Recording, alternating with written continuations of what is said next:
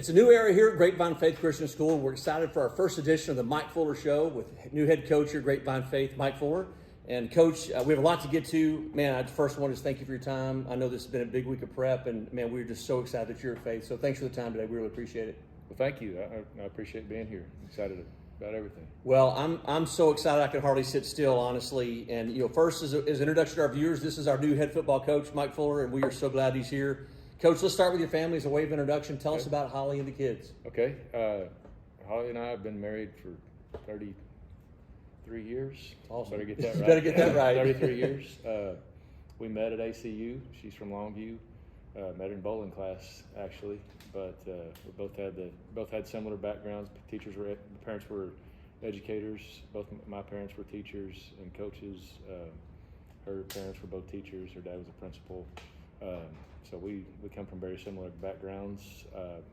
We have two kids. Our oldest is a daughter named Autumn. She is 26 years old and she went to Texas Tech for undergrad, just graduated from Tulsa Law School in May. So she's awaiting her results of the bar exam. She'll find out in a couple of weeks. So she's kind of on pins and needles about that. Yeah. Our son Roman is 23 and he had just started last Thursday. It's a new era here at Grapevine Faith Christian School. We're excited for our first edition of the Mike Fuller Show with new head coach here, Grapevine Faith, Mike Fuller. And Coach, we have a lot to get to. Man, I first want to thank you for your time. I know this has been a big week of prep, and man, we're just so excited that you're at Faith. So thanks for the time today. We really appreciate it. Well, thank you. I appreciate being here. Excited about everything. Well, I'm so excited I can hardly sit still, honestly. And first as an introduction to our viewers, this is our new head football coach, Mike Fuller, and we are so glad he's here. Coach, let's start with your family as a way of introduction. Tell us about Holly and the kids. Okay. Holly and I have been married for 33 years. Awesome. Better get that right. You better get that right. 33 years. We met at ACU. She's from Longview. Met her in bowling class, actually. But we both had similar backgrounds. Parents were educators. Both my parents were teachers and coaches. Her parents were both teachers. Her dad was a principal. So we come from very similar backgrounds. We have two kids. Our oldest is a daughter named Autumn. She is 26 years old and she went to Texas Tech for undergrad, just graduated from Tulsa Law School in May. So she's awaiting her results of the bar exam. She'll find out in a couple of weeks. So she's kind of on pins and needles about that. Yeah. Our son Roman is 23 and he had just started last Thursday. They had their first game. He started his final year of college football. He started off at Tulsa, graduated from there, played 4 years, and then had 2 years of eligibility because of COVID. Okay. And transferred to Colorado State Pueblo, and has been having a blast up there. And that's if I'm hard to find on the weekends, that's where I'll be. It's gonna be a pretty challenging, tiring year for me, but it's worth losing the sleep over. No doubt. I know you wouldn't want to be anywhere else on those Saturdays, so for sure. Well, there's so much about the story, behind the story, about how you got here, and if we spent the next 2 hours, we wouldn't have enough time to cover it all. Right. But I think those watching would really love to hear about how Coach Estrada was really such a big part of that, and then y'all's history together, because you guys grew up together. So maybe tell us a little about kind of that journey and kind of what brought you here. Okay, so just my story, I coached for 30 years, all in public schools, head coach for 21 at 3 different schools, all pretty much in the area, 7 years each at Coppell High School, Colleyville Heritage High School, and Decatur High School. And then I had retired and been out of coaching. I had another job, a sales job, pretty easy, not a very time-consuming job. That was good. My life was pretty easy, put it that way. And then last Thanksgiving, we were in Colorado Springs getting ready for a playoff game for my son's team. It was a second round playoff game. They played on that Saturday, but we just went and spent our Thanksgiving up there. I woke up Thanksgiving morning having some coffee, and one of my best friends from my whole life, from high school, Aaron Estrada, gave me a call. Or he texted me first, asking if I could talk, and I thought it's kind of out of the blue. Yeah, on Thanksgiving holiday, but he said that he'd been really trying to listen to what God was telling him, what God was trying to show him, and he said, I don't want you to think weird of me, but I dreamed about you last night, and I'm just wondering, I got to ask, are you through coaching football? And I hadn't nobody really asked me exactly that way. I said, well, I don't really think I'm done, but my son's got another year of playing college football, and I'm committed to going to all those games, and I'm gonna. So I'll probably coach again because I miss having a team. I miss being around kids and helping them grow as men, helping to achieve a common goal of a win on Friday night or a win next season. You know, those types of long-term plans. And I really miss part of being a staff and just in a school community. But I didn't think this was the time. And he said, "Well, what if those weren't issues? Would you consider our job?" Told me about what was going on. I didn't know anything about. I didn't know the job was open or anything like that. That was the first I heard about it.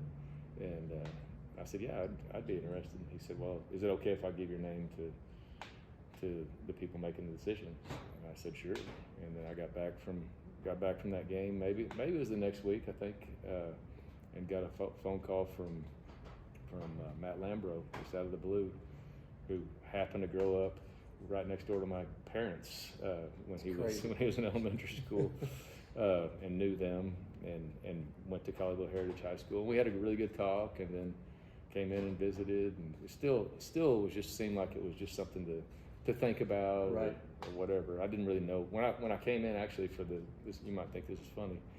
For the first interview, I really kind of thought I was just coming to talk about, you know, how I might could help, or if this was something I might be interested in, or what would they be looking for. Just kind of thought it was something like that. Kicking the tires. I walked in and I realized it was a full-fledged interview, and then we started really praying a lot about it.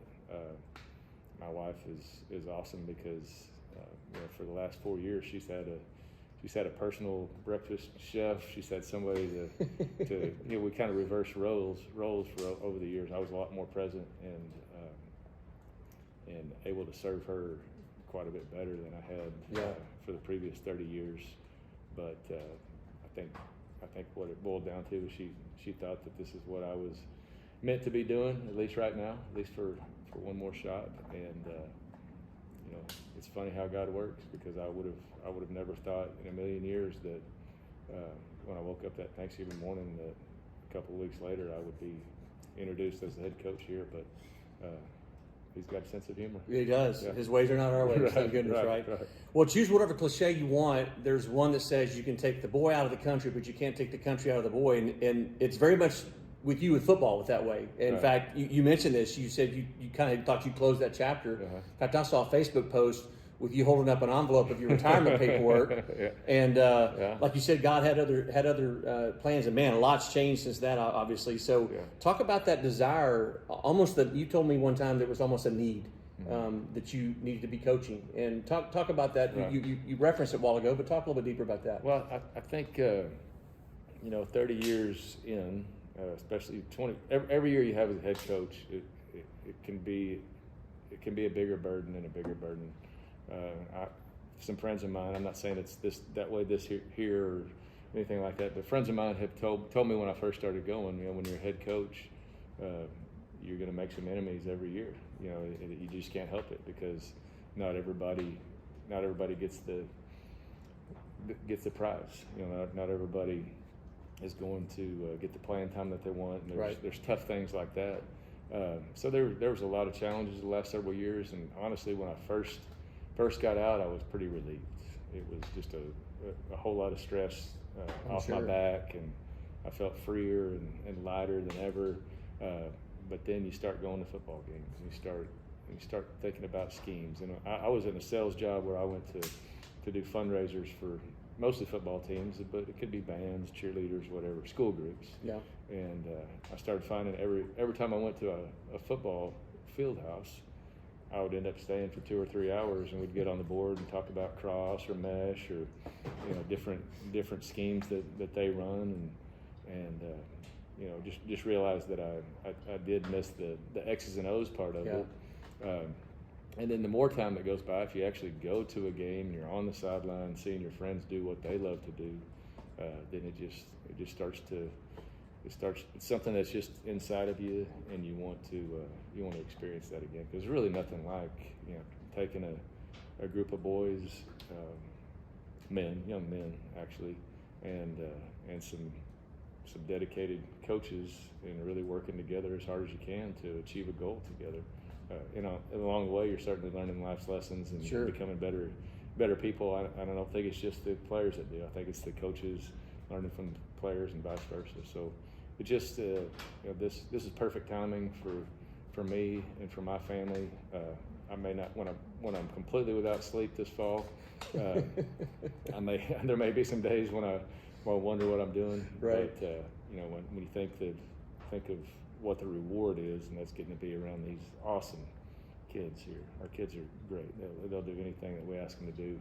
They're trying as hard as they can, and they really believe in each other and trust each other. That's awesome. Well, we're so glad you're here. On those sleepless nights, reach out to me, and I'll talk you through it. You talked about your coaching staff, and you've surrounded yourself with Coach Estrada's on the staff and some others. You've surrounded yourself with guys that you've worked with before that really not only know football, but they love young men and speaking into them and helping them be not only better football players, but one day better husbands, better fathers, etc. Talk about your coaching staff a little bit and kind of what they bring to the team. Well, I think we've got a really good mix. We've got some young guys that are energetic and just kind of starting out their careers. We've got some old guys like me, and we got some guys a little bit older than me. I'm not the youngest. It's funny, when I first started out as a head coach, for several years I was the youngest one on the staff. I didn't have an assistant coach that was younger than me. Okay. It took a few years, and then we started getting some younger guys, and then for a while I was one of the older guys, and now I think I'm the third oldest. But that's neither here nor there. But a great group of guys that really coach for the right reasons. Brian Blair, our offensive coordinator, he kind of does everything. He's one of the best coaches I've ever been around. I was fortunate enough to get to coach him when he was in high school at Coppell High School. We went there in 1997, and he was a freshman, and was able to maintain a relationship for years. Coached with him at Colleyville Heritage. He went with me to Decatur, and then as soon as I reached out to him about this, he was at Marcus High School, and he wanted to come be a part of it. He's outstanding. Offensive coordinator, offensive line coach, knows a ton about strength and conditioning, so he runs the human performance piece for us, and just can really do anything. So that was the first start. And then when I first got here, we had an offensive coordinator that came. I'm a defensive coordinator that came on the same day. He got a head coaching job, got his first win this last Friday night, so we're excited about that. But then we're able to hire Jim Randall, and Coach Randall has a lot of experience. In fact, he was the first head coach at Argyle High School when it became a high school. Wow, okay. He's got stints at Duncanville, Irving MacArthur, Colleyville Heritage, Highland Park. Very, very highly respected defensive coach. So we're blessed to get him. And then when we had an opening in the secondary, I was able to talk to an old coach that we worked together at Colleyville Heritage the whole time I was there. He coached our safeties. Bill Anderson has come back out of football coaching retirement, and I think he's excited about it too. But we got Aaron Estrada, and of course I told him, I said, if I'm going to do this, you're going to have to coach. Right. And he's doing great. That's awesome. He coached for 10 years before he started his business, so he's awesome. We got Trey Dickert, who has been here for a long time. Will do anything, good as gold. And then Craig Bostic. This is his first time. He's been on the sideline for every game I've coached as a head coach, and even most of them as an assistant, except for maybe 10. Wow. And those were when his son was a senior at Aledo. So he loves it. He loves besides Jesus and his wife, he loves golf and he loves football. So we have both those two things in common. Love it. Well, I think the one things that Lions fans are really excited to see this year is there's some new talent that transferred in the summer, but you've also got a core group of seniors returning. And talk about that leadership. What's your expectations out of them, and what have you seen out of them so far as a group? Well, I think in general, every time you have a group of seniors, you want to cater to them. You want it to be the best possible year that it can be for them. It doesn't mean that they all get to have starting positions and they all get to carry the ball every play or anything like that. Right. It's more than that. It's an opportunity for them to step up as leaders. So I do bounce ideas off of them. For example, wanting to hold being in that varsity locker room as a sacred thing. not just let anybody in there. So you gotta earn your way in there. And so when I move somebody, a sophomore moves up, or if a freshman moves up later, I'm gonna make sure that they know about it first. But they're just from day one, their willingness to buy into a different way of doing things in the weight room, a different way of doing things, buying into being a part of the track program, just a whole lot of different things. Everything they're learning is completely new from what they did before. I'm not saying that anything that they did before was wrong or bad. It's just different than what we do. So that's a lot of responsibility for a 17, 18-year-old kid or even younger. But they have done an outstanding job. They love each other and they want to win so bad. And I can't think of a group that I've really wanted just personally for them to have success as much as this group. That's awesome. Well, you got your first game coming up tonight here. Let's look ahead at that matchup. You've got the Homeschool Athletic Association Angels. Coach Davis, his Twin Towers coming in to Grapevine Ford Field. Yeah. Lions lost a heartbreaker last year, 33-29 on a last-second TD pass in the corner of the end zone to one of the Twins. And those guys combined, the two Twins combined for 5 touchdowns last year. I know you've seen film on that, so I know they're on your radar. But they have other weapons as well. So how have you prepared this week for the Angels? What's funny, we prepared. We didn't have a scrimmage. We didn't have a game or anything this last week, so we kind of prepared for what they had done last year. And then we went and watched them play, and then got their scrimmage. They don't run the same thing that they run. We prepared for a 3-4 defense with 2 safeties, and now they're in a 4-2-5 with 3 safeties. A lot of man coverage, something they didn't do much of last year. So. It was always a preliminary game plan. Sure. But, like I tell the kids, we might play somebody week 10 and they've been in the same defense or same offense every game all year. There's no rule that says they have to be in that when we play them. Right. So we had to adjust, made our weekend a little bit busier, but I think we got a good plan for them. And you're right, they've got weapons, but 8 and 10 are legitimate playmakers. You have to know where they are on both sides of the ball. They may be even more dangerous defensively because they can cover a lot of ground that you don't think a normal kid can do. Yeah, they're very talented. Well, We've got talent as well, and I'm excited to see it on the field. We're going to find out more about Coach Fuller and get to know him better as the season progresses. He's got amazing story. His father coached, high school coach for over 5 decades. Great relationship there. That he had, and his faith journey is really cool to hear about. So we're going to get to know you better over the season, Coach. But we're just so glad you're here. Feel so blessed. We know it's a God thing. We're just so grateful for your time today, and man, look forward to tonight. Looking for that. Let's strap it on and get after it. Thank you. Me too. Finally here. You bet. That's head coach Mike Fuller here on the Mike Fuller Show. The Lions host the Homeschool Athletic Angels right here next on the Grapevine Faith Sports Network. Well, welcome here to Grapevine Ford Field for tonight's matchup between your Grapevine Faith Lions and the Homeschool Athletic Association Angels. Steve Anthony alongside Jack Wharton. Jack, we had 2-3 lightning delays there, so this game's going to get started a little bit later, but, man, I'm ready to get this thing going. First game of the season. Yeah, I am too. I'm excited. New uniforms, new field, new coaching staff, a lot of new players. What a night. Well, if you're looking at the field, our shot right there, you can see the brand new football field, that turf that Jack just referenced. Thing I love is, I love the end zones, which are super cool, but I love that the Faith Lion logo is now facing the correct direction. Yeah. It was facing the other way for the longest time because there was plans back in the day to build the home stands over on the west side of the field, but that obviously didn't happen. And they are underway with some fundraising for an entire indoor facility, new locker rooms, new press box, and so a lot of amazing things happening here at Grapevine Faith. And you mentioned it, Jack. You talked about the new coaching staff. If you just been watching, you watched the interview with Coach Fuller, our first Mike Fuller show this season, and you heard him reference just how excited he is to be here, and really just felt like it was his calling to get back into football after taking a little bit of break. But he coached for 2+ decades before that, and man, just it's really exciting. There's a palpable energy and excitement here at Grapevine Faith. Well, I'm glad I'll be gone by the time they have to do the fundraiser for a new stand, Steve. Don't even bother reaching out to No, I wouldn't do that at all. Jack's still poor from having 3 kids come through here. Oh, man. No, good night, though. What we and Steve probably didn't even mention this, we're probably a week behind from having new stands put in on the visitor side for them to have the coaching staff over there. And so tonight, Steve and I have a bird's eye view on the very top of the press box. Yes. And I let him stay up here during the lightning delay so he could get struck by lightning. I went down on the ground level. But yeah, no, a good energy. We were talking about the new uniforms.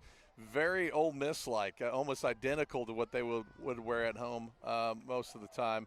Red tops, gray pants. I don't want to take away your visuals to the viewers, but they can see it already. But yeah, great night tonight. Well, as you said, I think the last time we were on top of the press box, Jack, was in Houston, wasn't it? Yeah, down in Houston. yeah. I was going to say, I thought you were going to reference Lake Country. That wasn't really. Oh no, that was not on top of a press box. That was in a top of a deer blind. Well, and that's doing a disservice to deer blinds by calling it a deer blind. Yeah. Yeah, and it looks like we got a short warm-up. I thought we were going to warm up for 30 minutes. It looks like they're just going to warm up for about 5 or 10 minutes here. I bet both these teams are ready to play, Steve, though. Man, there's no doubt. Yeah, the Angels played last weekend in their season opener. Lost to Tomball Christian Homeschool 34-14. We talked about that in our pregame show. If you didn't get a chance to join us, we have a new Faith Game Day pregame show that airs at 6 p.m. on home games right here on the Grapevine Faith YouTube channel and the Grapevine Faith Sports Network. And had a little fun with that. Jack had his dog out, so it was very kind of Kirk Herbstreit-esque. Yeah. Peter Ashton, former player here from Grapevine Faith, played at Oregon State and then North Texas, and now he's a Faith dad. He was our guest picker, so we picked some games. Jeff Stewart from Reliant Air Conditioning, who's our game sponsor tonight, had Jeff up here on the pregame show, and just got to visit with him. So, yeah, join us every home game for our Faith Game Day show. But Brian Partridge is our producer director this year. I will tell you right now, the level of quality of the broadcast has gone up 100-fold because Brian Partridge is doing it and not me trying to monkey around with a laptop. Well, so, they still have us, so it's still went back downhill after that's true. Yeah, they you still signed have us to back deal with up. Yeah. Still have to deal with us. Well, and you were mentioning a little bit about HSAA and their game last week. Let's not forget that these guys are defending homeschool division state champions from last year in the state. Interesting, they played 2 games to win the state championship in the state, and then they move on to a national tournament for homeschools, and they won that state tournament last year as well. One thing I'll mention too about these guys is they don't schedule layups for these guys at HSAA. They had Tomball Christian, which is a pretty big Christian school down in Houston, obviously. Yep. They've got us this week. They've got Dallas Christian. They've got Legacy Christian and John Paul II, but all on their schedule. So for them, I think they're scheduling these games to warm up for their homeschool schedule. Yeah, I mean, I interviewed Coach Davis last year before our matchup, and we talked about that, how many games they play. I mean, they end up playing 15, 16. It's almost like an NFL schedule. Yeah. They play 15, 16 games by the time they finish all of their preseason stuff and everything else, man. It ends up being about a 16-game schedule, so pretty crazy. But I think we got a new lion costume, and that one's kind of intimidating, Steve, if we can get a shot of it. We'll see him tonight. Yeah, but yeah, last year we lost by 4 points to these guys at home. Obviously, you talked about in the pregame the Davis kids. Both of them offensively are strong. You'll see a lot out of them tonight. I think they're running out on the field right now, 18 and 8-10. Yep. But yeah, this isn't a layup for Grapevine Faith either. These kids know how to play football, and it'll be a very interesting game. I think we'll see a lot different looks on defense from Grapevine Faith than we saw last year, and you'll see a lot more on offense. I think a little more creativity on offense than we saw last year. Not that there was anything wrong with that. It's just that it's a different coaching staff and a different philosophy on what they're going to do out there. No doubt. Our captains in the middle of the field right now. Number 52, Corbin Irwin. Number 62, Jensen Anthony, both seniors selected as captains, and they're out there for the coin toss right now with the officials. I do want to give a shout-out. We're always happy to give a shout-out if you let us know that you're watching and where you're watching from, and if you have a rooting interest for a favorite Faith line that you're looking for, you can reach out to us, 817-980-7994, 817-980-7994, and let us know you're watching. But 4 of my favorite people on the planet are watching from Waco, Texas. That'd be my son, Evan, daughter-in-law Megan, and my 2 absolutely drop-dead gorgeous, 2 of my drop-dead gorgeous, 3 of my 3 drop-dead gorgeous granddaughters, Stelly and Gracie. So shout out to you from Pops. Love y'all. Glad y'all are watching. They're watching their Uncle Jensen one of the captains of the center on the football team. And here come the Lions out of the helmet. And it's about time to play some football. Okay, we're going to do a little pregame here, Steve. We're getting used to all this new production. Well, we got the national anthem coming up.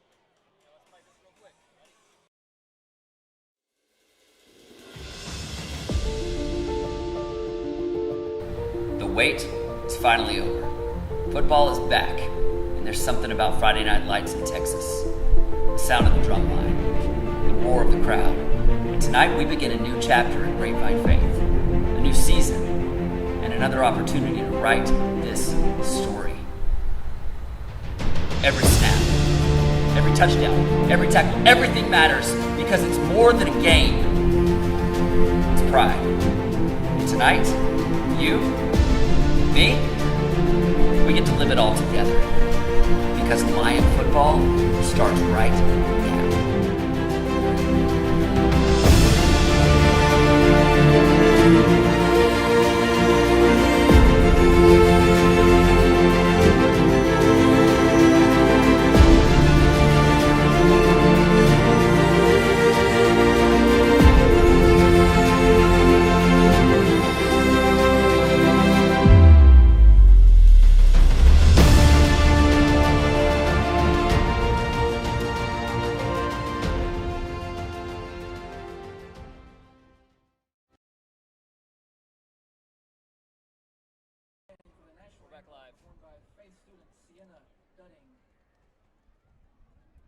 Father, we thank you for an evening surrounded by a community of support for our coaches, teammates, families, and friends. We thank you for the opportunity to test our abilities in competition and ask that you protect those on the field as they challenge their limits in pursuit of victory. Father, remind us the significance of tonight pales far in comparison to the purpose you've given each of our lives. In Jesus' name, amen. Please join me in the singing of our national anthem.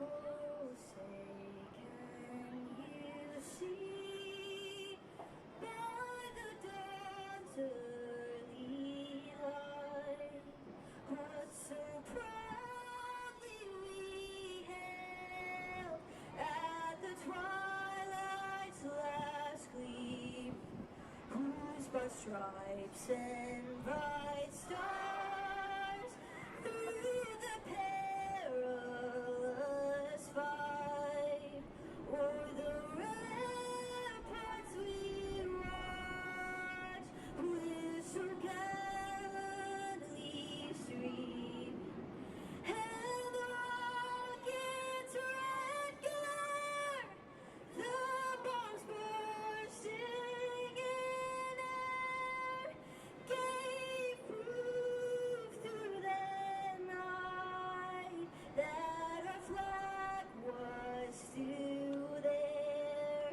Oh, say does that star-spangled banner yet wave o'er the land of the free and the home of the brave?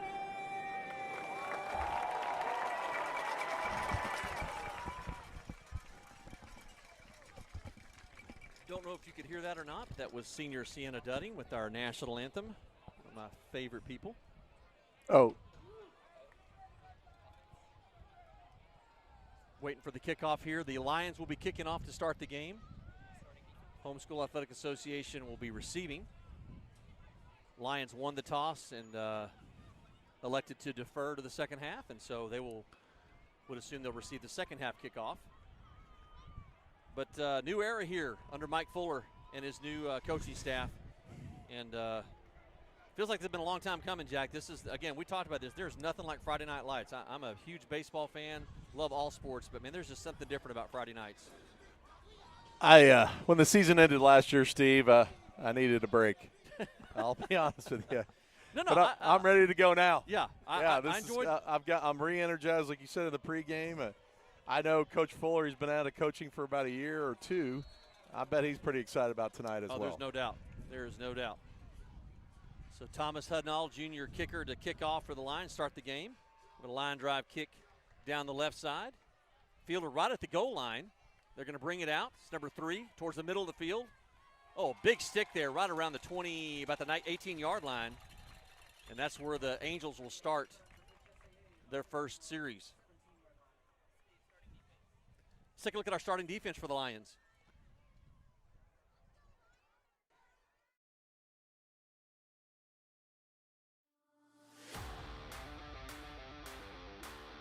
Austin Odette, defensive end, senior. Colton Edwards, defensive line, senior. Drew Seals, sophomore, DN. Luke Kelly, outside linebacker, senior. Corbin Irwin, linebacker, senior. Jackson Walker, middle linebacker, junior. Walker Little, outside linebacker, junior. Charlie Donovan, defensive back, senior. Cannon Hunter, defensive back, junior. Luca Rivera, safety, senior. Noah Smith, safety, senior. Sterling Atkins, water boy, senior. All right, so first play from scrimmage, the Lions stack it up big. Jack, that was one thing that we talked about last year, seemed like a lot, was just the need and necessity to really stop the run. Boy, first play from scrimmage, Lions stack it up. Yeah, you know, one thing I noticed in the scrimmage against Legacy Christian, there was a lot more energy getting to the ball by this defense. It'll be very interesting to see how the season goes. Junior quarterback Ethan Smith in the backfield with one single setback, 3 receivers to the left side. Fake handoff, pass to the far side. Stuck immediately and come in a little extra help there. Out around the 20-yard line. It's going to bring up third down and about 9. Right at the 19. Yeah, good pickup there by HSAA. Nice tackle by Cannon Hunter, I believe, on that side of the field. So big third down play. What's really cool, the student section has moved from down here on the south side over on the track. And they both teams actually have to run through the middle of them. There's a low snap. Ball gets behind even. He's going to fall on it.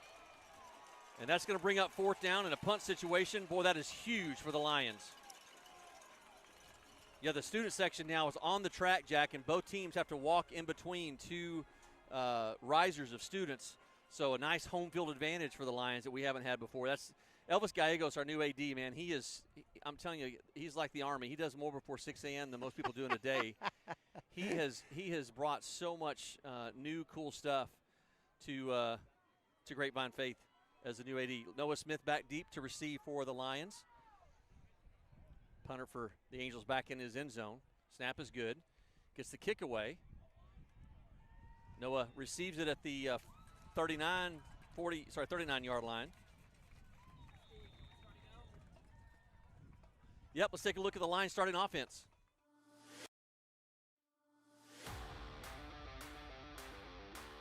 Austin Cosby, quarterback, senior. Mateo Sharepa, running back, senior. Noah Smith, receiver, senior. Jacob Montez, wide receiver, senior. Charlie Bunch, wide receiver, junior. Jace Walker, receiver, junior. Slade Corley, left tackle, junior. Bear Couch, left guard, junior. Jensen Anthony, center, senior. Scott Hadaway, right guard, junior. Austin Odette, right tackle, senior. Sterling Atkins, water boy, senior. All right, Lions come out. Single step back, Jace Walker in the backfield behind Austin Cosby. I think they called Noah Smith down on that reset. Yeah, they did. His knee was down right there at the 40. There's a fake inside handoff to Jace Walker. Still on his feet. Inside the 30, inside the 25, down about the 22-yard line. First down for the Lions. Great first play from scrimmage. Yeah, a 17-yard pickup there by Jace Walker. Nice run there. And I take that back. I apologize. That's the new transfer, Mateo Sherpa. Apologies. He's got the same color shoes that Jace Walker does. But Mateo with a nice run. Mateo transferred in for South Lake Carroll. Dude, blazing speed. Love seeing him out there. Yeah, there's Jace Walker. See, he's in that slot right here on the near side. 2 receivers split on each side. Jace Walker in motion. Snap back to Cosby, looking to pass. He got plenty of time. Looking for somebody in the end zone. Complete touchdown! Jacob Montez from Austin Cosby. I mean, quick. That was a quick 2 plays there, Steve, for a touchdown. And Montez really didn't have much room on that back of the end of the end zone. And what a great catch and throw and catch there. Well, you didn't really see it there, but I'm telling you, Jake can run like the wind. We were at the scrimmage against Country Day, and Austin Cosby threw a pass that I thought was 20 yards out in front of him, and he turned the afterburners on and ran underneath it. That kid can fly. So you're going to see a lot more of him. And holy cow, wow, that was quick. Oh, bad snap, and Lions don't get the hold down, so that extra point's going to fall incomplete. Unsuccessful. So, but just like that, 2 plays from scrimmage, and the Lions take a 6-0 lead. Jack, I'm not sure you could script any better than that. You hold them on 3 downs, force them to punt, and then 2 plays later you're scoring. Yeah, one thing I felt like we were on that drive, one play already with the rushing, ran with a purpose. 17-yard pickup there by what'd you say, Mateo. And that was a nice run there. That kind of set up that pass. Big shout out to Brandon Barnett and the Barnett family. They're skipping Mahomes and Kelsey in Brazil to watch the Lions. So, Brandon, we miss you guys. We'll see you hopefully for the Lubbock game when y'all come out here. But shout out to Rick Jensen Anthony's granddad from Berkner Park in Richardson, Texas. Shout out to Skip Hirsch from Pisgah Forest, North Carolina. And also Brandon Tucker. His daughter is married to my son, my middle son, and they are an amazing, amazing Brandon and Tracy. Long time listener, supporter of the program, Scott Kidwell in Midland listening tonight. Yes. Boy, Scott is a regular. Yeah. Somebody needs to talk to him and find him something else to do on Friday nights. If he's watching the likes of us, man, Scott, I don't know what to tell you, brother. We'll try to give you some scores around the taps and around UIL here in the Dallas-Fort Worth area. Hudnall with the kick, taking it about the 9-yard line. Takes it towards the middle of the field to the far side. He's got a seam.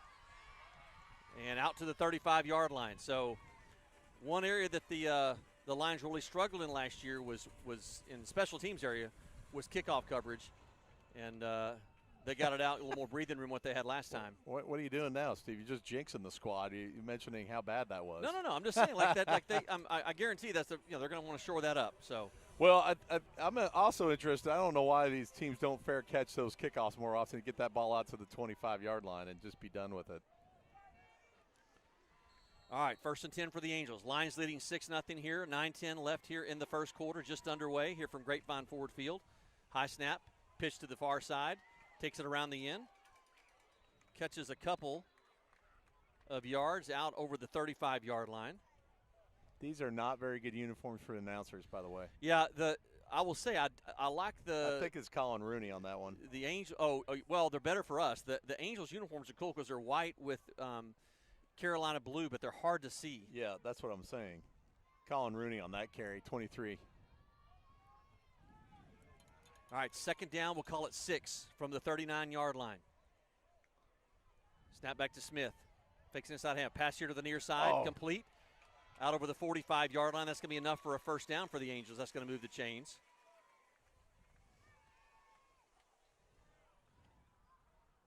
Complete to Andrew Segura.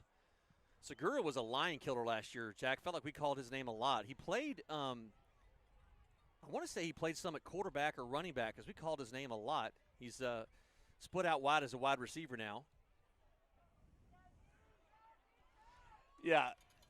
Obviously, Austin. Now I'm lost here. Ethan Smith. I was going to say Austin Smith. Ethan Smith is probably a stronger thrower. Some pressure on Smith. Chase down. Pass tipped incomplete. It's going to bring up 2nd down.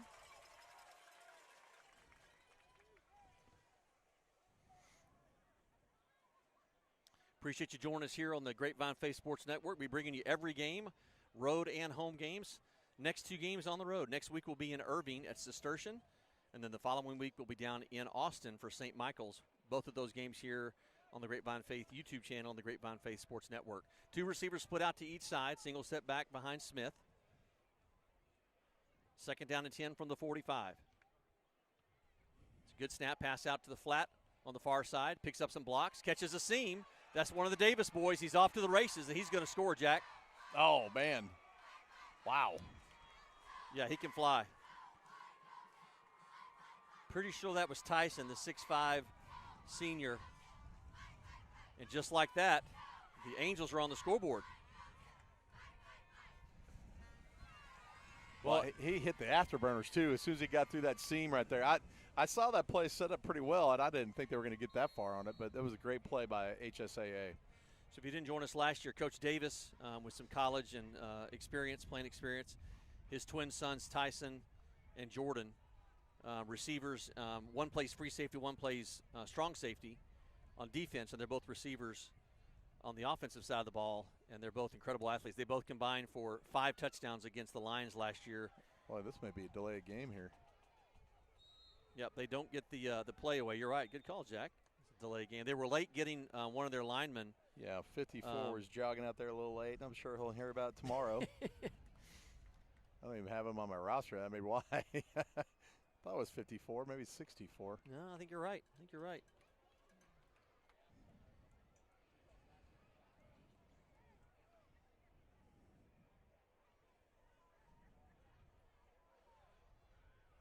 All right, so they're going to try this again. That'll be essentially about a 25-yard try from the 15-yard line after they back them up 5 yards. 7:37 left here in the first quarter. What's nice is, Jack, our viewers don't have to rely on me or you to tell them what the score and how much time is left, because Brian Partridge and his production team, they've got the score up graphic up on the screen and the clock running, and so, yeah, the production quality 100-fold better. I'm not sure what are we doing here? They're over there talking to Coach Davis. I'm not sure what the discussion is. But it looks like, here comes the referee's going to come over and talk to Coach Fuller about what, I have no idea. They're trying to shake the rust off too, right? So give them a little bit of grace. We normally will get a list of the officials and their names and stuff, but we didn't get that tonight. I think a lot with the lightning delay and other things really caused a lot of havoc in the pregame trying to get this game started. Now I think I know what's talking. This clock was at 4 seconds when that clock was at 2 for some reason, and I bet that's what he's arguing, that clock went from 4 to 1. The play clock on each end of the one on the north end zone read as a different time remaining than the one on the south end zone. Okay. Yeah. Well, I feel very proud of myself. I believe I was the only clock operator on the play clock to have gotten a delay of game on a kickoff for the opposing team. Well, that was under the Hogan era here. Nice, Jack. Yeah. It's on your resume. Proud of myself. Well, I'm going to say this. If that's the case, it honestly doesn't matter what the play clock on the south end zone was ready, because the kickers and everybody they're kicking on the north end. So it's that play clock on the north end which should really make the difference, right? Well, that's what it skipped ahead. I was watching that one. It said 4. They looked like they might got it away, and then I looked over on the south end zone, and it said 1. Okay. And then it clicked over to 1 on that clock. Well, so. they backed him up 5 yards. They're going to keep the delay game penalty as is. So the Angels will try here on essentially, like I said, a 25-yard attempt. Try to take a 1-point lead. Kick is up and good. Lions scored first but missed their extra point try on a fumble snap. So the Angels do take a 7-6 lead. Try to give you guys some scores. All Saints and Prestonwood, that's a big game. 2 powerhouses playing tonight. Prestonwood hosting that game over in Plano. No score on that one yet. Shows them in progress. Lubbock Trinity over Midland Legacy 14-3 at halftime. What? Or it says Trinity? I think that's Lubbock. Maybe it's. Oh, okay. Sorry, it must be a different Trinity. There's a. Yeah, it's not Lubbock. Oh, Trinity. Euless Trinity. Euless Trinity on that one. Is that Steve. Euless Trinity? Midland Legacy. Midland Legacy. I'm thinking Midland Christian. My bad. Yeah. Sorry. I was like, yes. golly, that's an upset to happen there. Euless. Sorry if you had a heart attack out there. If you're a Midland fan, sorry. Euless Trinity up 14-3 over Midland Legacy at half. Decatur up 13-0 over Denison. Decatur beat up on Liberty last week, I do believe. Good. FWC up 14-0 over Second Baptist in the second quarter. So hopefully that changes.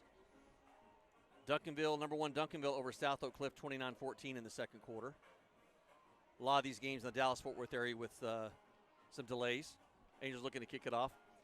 The Liberty Warriors down 21-20 to Texas High in the second quarter. There's the kick. Taking it inside the 5-yard line, brings it back towards the middle of the field, picks up a couple blocks, finds a seam, but out over the 25-yard line. Big hit there. Yeah. Jace Walker, on the return. One thing that the people that are watching need to know, we don't have any lights out here, Yes. so we really can't see very well. I was going to say, I'm looking at my and you would think I'd have all these memorized, but they don't wear during the scrimmages. They wore practice jerseys, and they weren't the same numbers. They're normal numbers that they have on their game uniforms. So we're having to look at give us a couple of games. We'll hopefully have everybody memorized, but trying to look at our lineup cards, and there's very little light up here. Receiver motion here on the right side. Cosby looking to pass out to the far side. Wow. Taken by Noah out over the 35. He picks up a block, jumps out over the 40-yard line. So Noah Smith picks up a first down on their first play from scrimmage. Nice play there by Noah. He also dived ahead for 3 more yards, it looked like. Exciting, fast-paced offense here. Low snap, pass by Cosby out to the far side. Caught by Charlie Bunch. He's out over midfield, or right at midfield. Just shy of a first down, but it's going to bring up a short second down and 1. We love quick to the ball are the Lions. I can't even write down the stats fast enough, Steve. I'm just going to let it go. Yeah, I'm not sure you can keep up. There's a penalty flag coming in. It's going to be an illegal motion, yeah. Has to be when you get something like that. Yep, legal procedure call on the Lions. And that's going to happen for this age group of kids trying to run a high-pace offense. Just going to have a slight motion right before they snap the ball. Got to be focused on that. It's going to back them up 5 yards and bring up a second down and 6. Back. Is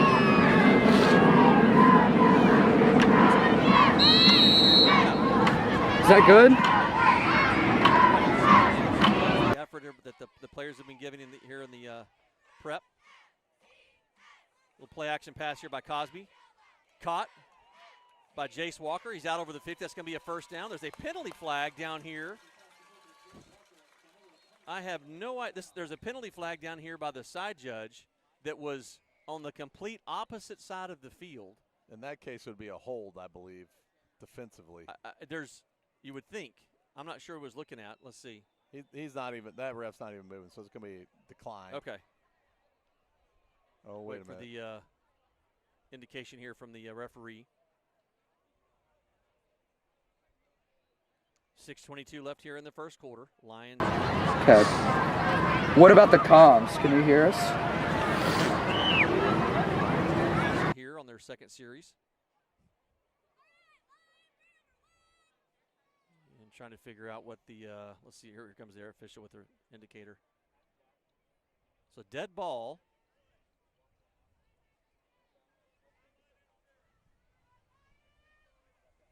Is that an illegal substitution, Jack? What is that? I don't know what that motion is. I believe that's illegal substitution, I'll have to Steve. look that up. Yeah, that was, that was. How? That can't be a legal man downfield. I just heard the statement. There's no way he's going to call that a legal man downfield. You would, yeah, you wouldn't think so, right? It's going to be a legal substitution. Yeah, he was 50 yards away from the play. Gave it was them absolutely the first down. Something doesn't. I don't know. We'll have to go back to the video. So because it was a dead ball foul, so they got the first down. Yeah, but it should have been a dead ball foul. It should have been stopped from the play of origin. But whatever. There's a handoff to Mateo here on the near side. Cuts it back up out over the 40-yard line. Nice run there by Mateo Sherpa. Yeah, one thing I like out of Mateo already, he really runs hard, and if you're going to tackle him, you're going to get hurt. Right? Yeah, he's a hard runner, man. Yeah, I'm at a loss on that. Oh, one. my goodness. Big hit there out of bounds by Davis. Complete to Jacob Montez. Yeah, Montez he was taken off. He got an extra 6-7 yards off of speed right there. Yeah, is there a timeout here called? Zoom in on one player and just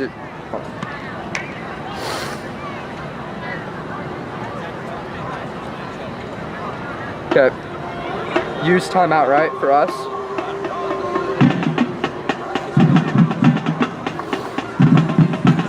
Is this good? Like, is this good? All right, sounds good. Okay.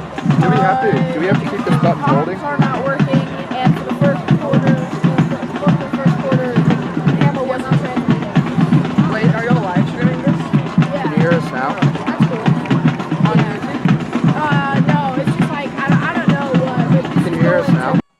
locker room at least 3 games that we were leading and then ended up losing that game.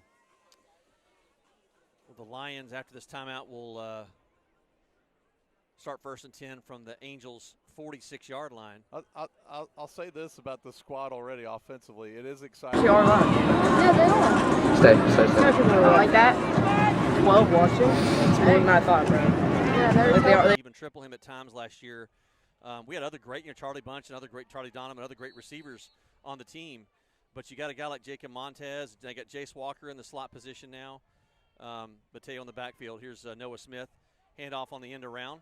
Brings it inside the 45.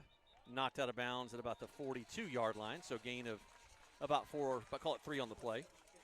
But yeah, when you've got the talent and the weapons that you have this year, teams have to stay honest, and they can't focus solely on Noah Smith anymore. No, even in that scrimmage, I saw Jacob Montez go deep, and I told Coach Fuller maybe you should. I'll be back. Not give any more film to anybody. Right. So 2nd down. Cosby looking to pass. Pump fake. Looking deep for Noah Smith. Yep, there's a penalty flag. He didn't even play the ball. Absolutely, that's a penalty. I'm not so sure that's not on Noah Smith, actually, Steve. Well, that was Jace. That was Jace or Noah. It was Jace. Yeah, that was Jace. Yeah, the defense just lowered his shoulder, never played the ball. So should have a pass interference call there. Should be 15 yards and a 1st down for the Lions. We'll see what the call is. Yep, it's going to be defensive pass interference. Wow. I kind of thought Jace Walker just ran all over him. Listen, with as many things as we had go against us last year, Yeah. it felt like every time we turned around, it was like, you got to be kidding me. We couldn't catch a break. Yeah. I'm not mad about it. No. I think it almost looked like Austin was hoping one of the 2 players that were downfield was going to catch that ball, but yeah, worked out pretty well. Either our team or their team, but just somebody catch the ball. Right. Well, Austin did a good job of putting that in a position where defender cannot get to it, and he literally just ran over Jace and never even looked for the ball. There's Mateo in motion. Yeah, pass look to the at near this. side to Jacob Montez. Oh, Wow. my gosh, a lot of tackles. Some pancake tackles, or blocks, excuse me. Bear Couch with Bear Couch, Jensen Anthony, Slade Corley all pulling on that play and absolutely pancaked their guys. Yeah. Quick to the line of scrimmage again. 2nd down and 2. Ball at the 19-yard line. Lions threatening again. Tight formation. Watch Montez left side here. Hand off to Montez, goes around the right. Looking for a hole. Jumps over a defender. Mateo. Drags one defender with him and fights forward for a 1st down. I mean, Mateo just fought through and leaped over that line. You talked about it, Jack. He's a hard runner. Man, he runs hard. All right, 1st down and 10 for the Lions at the 15-yard line. Just under 5 minutes here in the 1st quarter. You got man coverage over here with Jacob Montez. I don't know if Cosby looking to pass. Complete to Jace Walker inside the 10. Cuts back inside the 5. Taking down about the 4-yard line. That's going to be a 1st down for the Lions. 1st and goal from the 4. Really like when they set up those bubble screens with those linemen pulling like that. Yeah, Jensen came home from one of their first days at camp and was telling about the formation. He's like, Dad, we got these screens that I get to pull, and I'm just looking for a safety or somebody to block. And his eyes lit up. Two guys in the backfield now about with Cosby. 2 receivers on the near side. Inside handoff to Jace Walker. Powers forward, trying to get to the goal line. Man, he looked like he almost reached out for that one, but he's going to be a yard short, Steve. Stopped at the 1. Good hard run there by Jace Walker. Jace got injured in that, was it All Saints game last year? On a not clean hit at all. There's kind of a tush push. There's a penalty flag down. I think that's going to be an illegal motion on Faith, but we'll see how it plays out, Steve. It's a bold move here. The Lions pulling a little offside against the Angels. Yeah, the Lions pulling a little Philadelphia Eagle tush push formation there. I think they usually need to put a big offensive lineman in the backfield on that play, Steve, or a big tight That's end. the refrigerator Perry move. Yeah. Oh, yeah, to push in. So, offsides against the Angels. So that's going to take it half the distance to the goal. 2nd down for the Lions. Now they're in a standard formation. Mateo Sherpa and Jace Walker in the backfield. 2 receivers on the near side, 1 on the far side. Snap back to Cosby. Inside handoff to Jace Walker. He's in for the touchdown.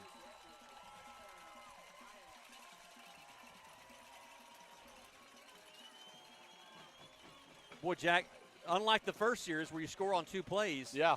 they marched all the way down and, man, controlled the field, controlled the clock, ate up about 5 minutes off the clock, and you scored on your first 2 possessions. I'd say that's more than what you would expect probably coming into your first game like this. Yeah, very methodical on that play, Steve, or on those series of plays.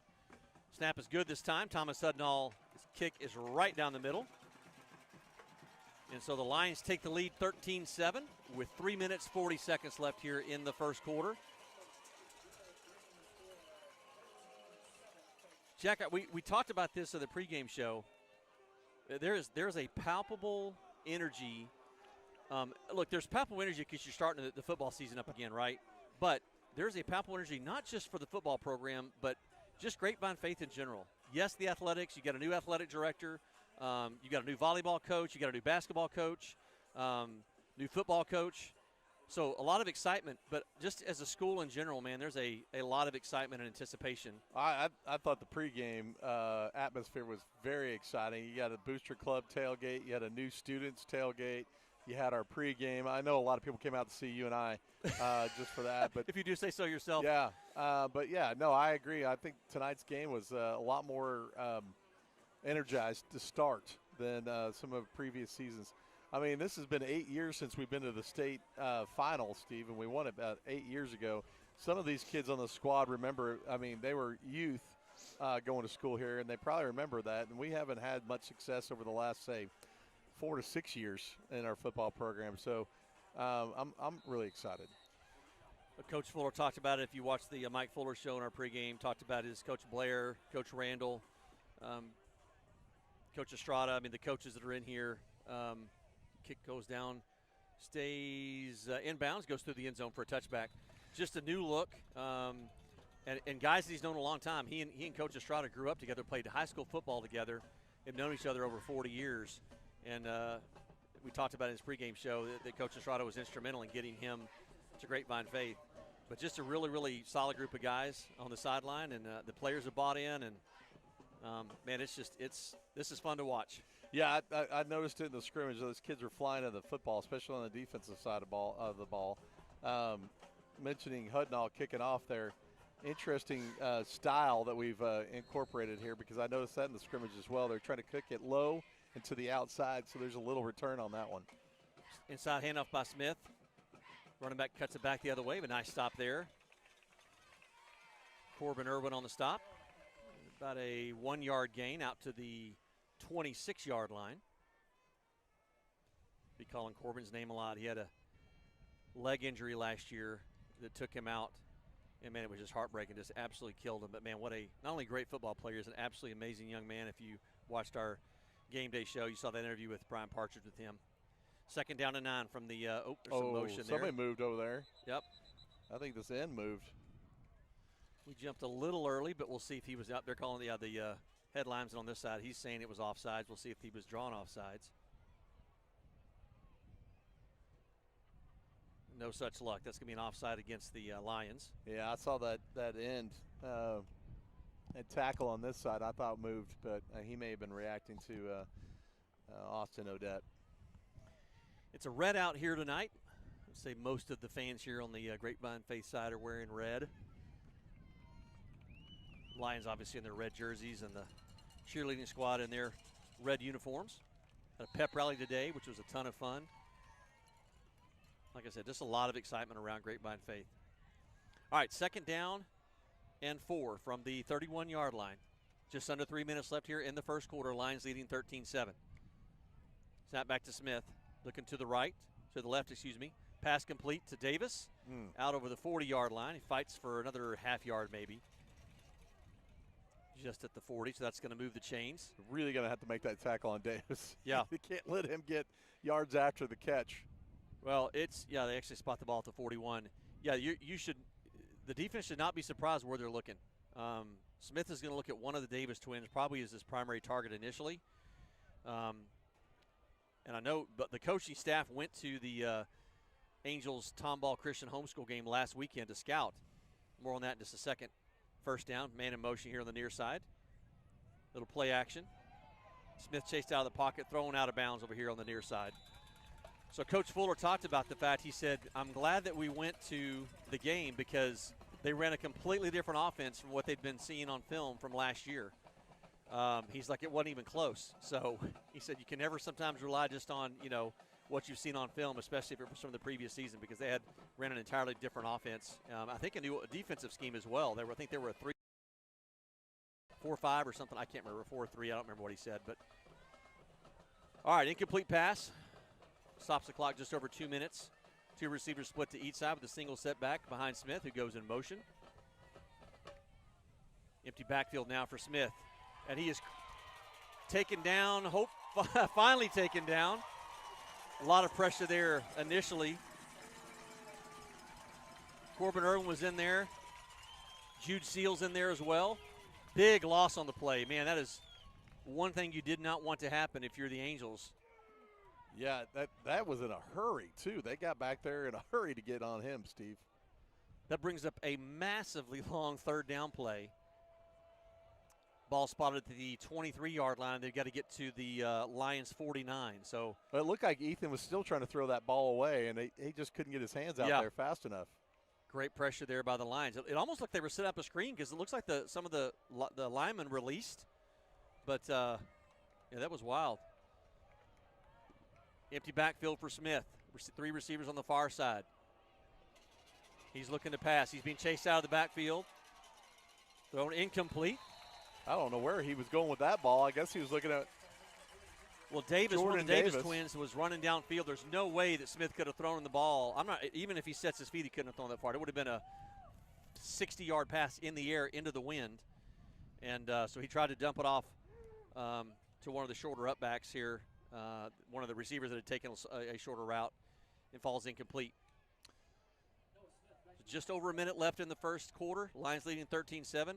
Timely punt for HSAA if you're a Lions fan. It's going to be directly into the fan. Lions trying to get the right. Oh, there's a penalty flag down. I think that's going to be. Could be an illegal substitution or what? You had one of the Lions running off the field late, but that looked like he was looking at the interior line. It's going to be a punting situation regardless, unless it's a 35-yard penalty. Yeah, illegal substitution against the Lions. So I think they had 12 men in the huddle, and then one of the Lions players. Oh, hold on. Yeah, that's on against the Angels. Yeah. Wow. Okay. That was against the Angels. So legal substitution against the Angels. That backs them up 5 more to the 12-yard line, called the 13.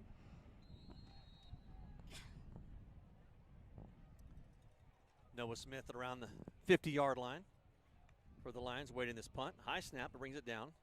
It's the kick away. Golly, you almost got a hand on that one. That hits around the 48. The Lions need to get away from that. Yeah.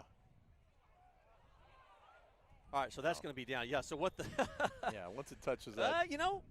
Not a bad try. You may get an officiating crew that doesn't know what they're doing. If you saw that, hopefully Angels, that squad that you're referencing is never going to be reffing another game. Angels pitch the ball. Angel player pitched the ball up to hit Noah Smith and then jump back on it, but the ball's dead immediately once it's touched. I will put my headset down if I see that reffing crew again. I swear I will throw my headset down. I will not be on that broadcast. Oh, boy. Some of the worst refs of all time. Not tonight, folks. Not tonight. Nope. Try to give you some scores here from around the area. Lions are going to take over with 57 seconds left here in the first quarter, leading 13-7 at their own 44-yard line. Teo Sherpa in the backfield next to Austin Cosby with 2 receivers split on each side. Jace Walker in motion. Inside handoff to Jace. No, keeper by Austin Cosby. Wow, that's something you didn't see a whole lot of last year either. Not. Austin Cosby running the football. And he plows forward. The officials running in a little extracurricular activity or what, but Austin drives forward for a gain of 3 on the play.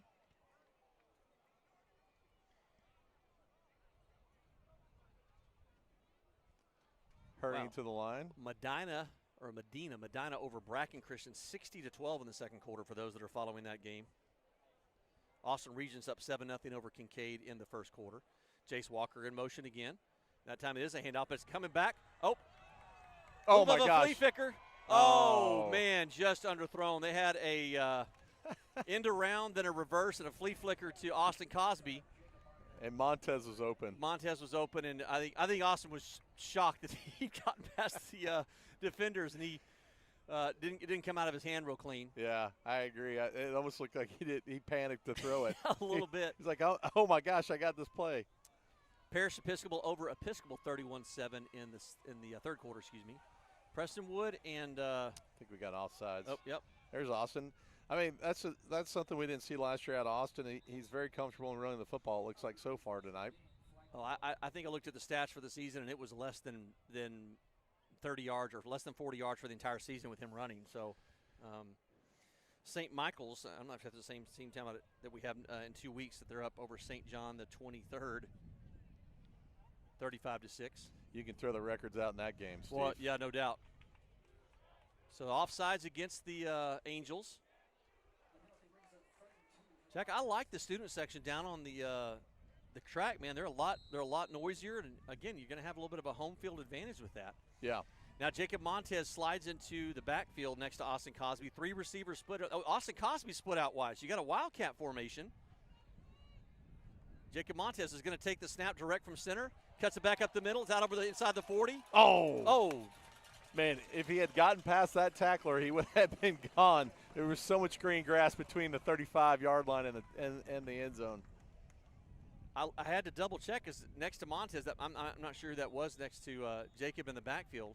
It may have been Mateo, but you look out and that's going to be the end of the first quarter. Look out, Austin Cosby split out here on the wide side. It's a wildcat formation, snapped it directly to Mateo Sherpa, and he runs forward for a Lion first down. Well, look, again, Jack, other than the one long pass to Davis that he broke open, man, not much to really criticize for the Lions, but they've done a lot of things right. They're up 13-7. They're driving with the ball right now to start the second quarter. I'm really liking what I'm seeing from this Coach Fuller team. I agree with you, Steve. I think this is a much different team than we've seen in years past. And we've seen a lot of teams, different teams. Yep. These seniors, really, this is their third head coach in 4 years, and so that's not a knock on anybody. That's just letting you know they've really had to make some adjustments, and they know they're part of something special. They're going to leave a foundation here and hopefully, have a great season and go deep into the playoffs. The challenge for this district is you've got the likes of I mean, let's get through game one, Steve, before you start talking about district play. We all know we got to play at Midland and we got to play at All Saints. Yep. It's just I'm not getting too far ahead of it, but I was just saying you got a really tough district that you're in. But absolutely. To your point though, one game at a time and focus on what you can control. Right now, Lions are doing a great job of that here in this home opener against the Angels. I look back. I'll make a comment after this play. 1st and 10 from the 37. Penalty flag down. That was Chase Walker in motion again. It's going to be false start or an illegal procedure against the what is he jumping up and down? I don't know. You got a couple of high school kids jumping up and down like 3-year-olds in the I look back at last year's games that we and our matchup, especially in the non-district in particular.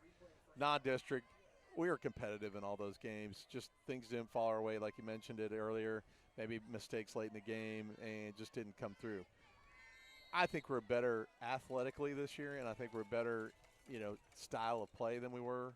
No doubt. And I think we're going to be in all those games again this year. 1st and 15, Jace Walker again in motion. Play action. Austin loses the ball. That ball is down. That's loose. That's going to be recovered by the Angels. Goodness, that was at midfield. He did almost everything right there. Yep. I mean, he was stepping up in the pocket to get away from that rush, and that guy's hand just came out of nowhere. I don't know if there was missed assignments there or if the line just didn't see something that was called, but the Angels had 3 or 4 guys in the backfield in about a second. So first turnover of the season for the Lions. Yeah, but there was some like I said, there was some positives out of that play there by Austin. He was stepping up in the pocket to get away from that rush that was going on the backside. Just didn't have enough room to get that hand away from that bear claw that came out of nowhere. Well, the Angels have the wind at their back. I'm going to bet you $1 at least that they're going to go near stacked side up here on this side. Or nope. Inside handoff. Well, the Lions stacked that up nicely. Actually lose a yard on the play. But I would bet at some point in this series they're going to air that thing out to one of the Davis twins. Yeah, I think Tyson's getting taller every time I look at him, it seems like. Tyson listed at 6'5". Jordan, number 8, listed at 6'2". You know, and I'm a little surprised they haven't run Ethan a little bit more. Ethan Smith at quarterback. He's a big kid. He's a big athletic quarterback for sure. Yeah. So 3 receivers split here on the near side for the Angels with the single setback.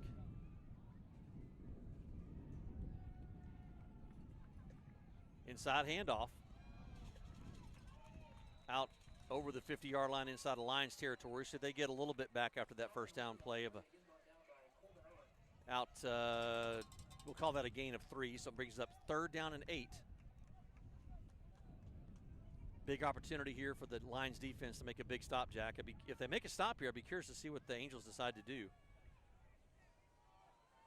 Just underway here in the second quarter with the Lions leading 13-7. We had a lightning delay, two or three lightning delays to start the evening. We couldn't get the game off right at 7 o'clock of the scheduled time. Yep, I thought that looked like a false start. There's a wide open pass. Touchdown for the complete to Arlen Wozniewski. Yeah, Jack, it looked like the right tackle just stood up before the ball was snapped, but no penalty flag on the play. Yeah. And Lions missed some coverage there. I'm not sure what happened on that.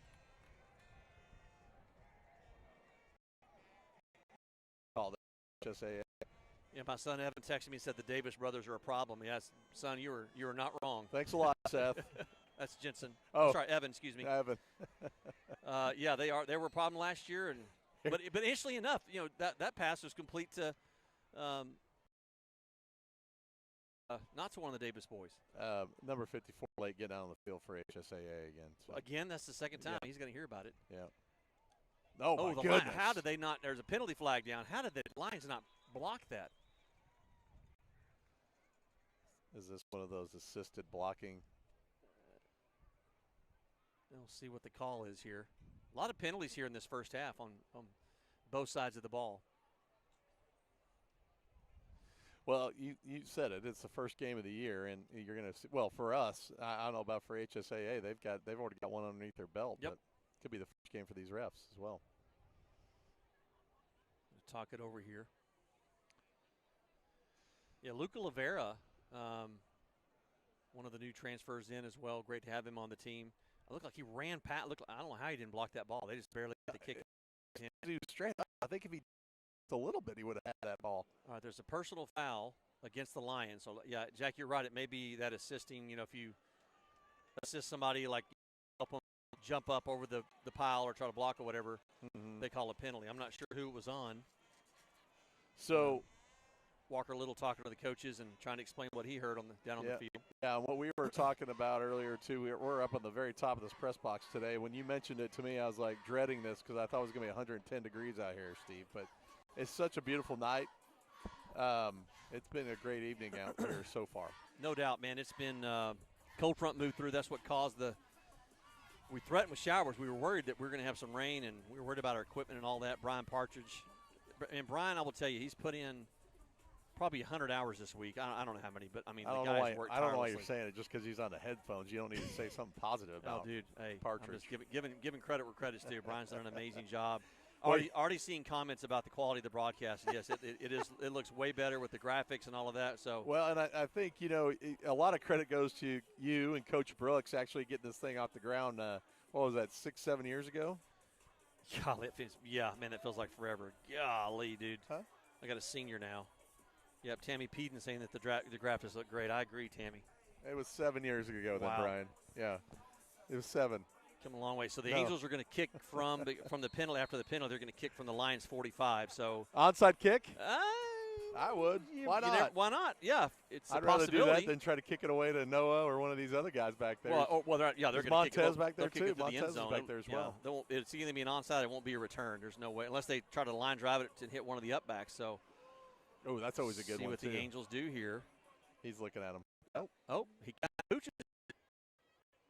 taking up the goal line, and he's going to bring it out. Cuts to the far side. He's got a seam out over the 20, over the 25, knocks a player down. finally taken down out over the 30-yard line. I believe that's the second time Jace Walker has done that. That is Noah Smith, sir. Oh, that was Noah That was Smith. Noah. He's number 5. I'm sorry. I thought it was number 6. Wow, what a run there by Noah. It was. Sorry. Boy, you like to see that on the Lions. Well, I don't know why they didn't kick it through the zone, Jack, and let them take it to 25. That's shocking. I might have squibbed it down there. And the Lions, gives you a difference of about 8 yards here after that play, but he had a chance to break it. I wouldn't say that last offensive series was awful. Obviously, turning the ball over makes it negative, but, man, I thought they looked pretty good, and I really thought Austin was doing good trying to move up in that pocket.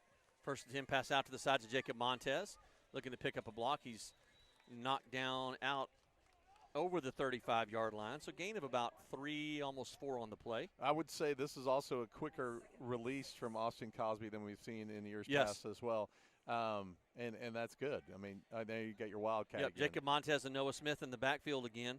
Three receivers split on the far side, one of those being Austin Cosby.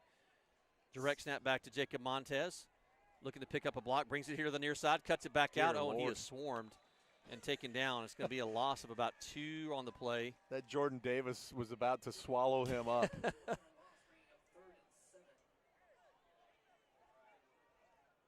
Yeah, that was a nice play there on the defense by the Angels to really get in. And Jacob was looking for a seam somewhere, looking to catch a block, and the Angels defense did a good job of penetrating in.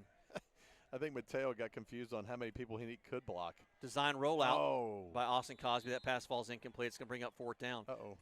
Big shout out to our chain gang.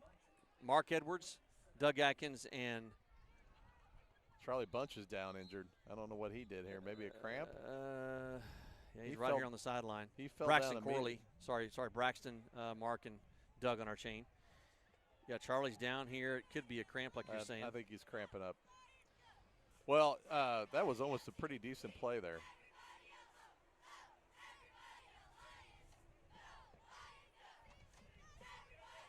Roll out, and Bunch was a little bit open, just kind of late breaking. Thomas Hudnall back to punt here in just a second as they get Charlie attended to. Hoping it's just something minor. Yeah, it looks like the way they're stretching his leg, Jack, it looks like it is just a cramp. I'm hoping that's the worst of it.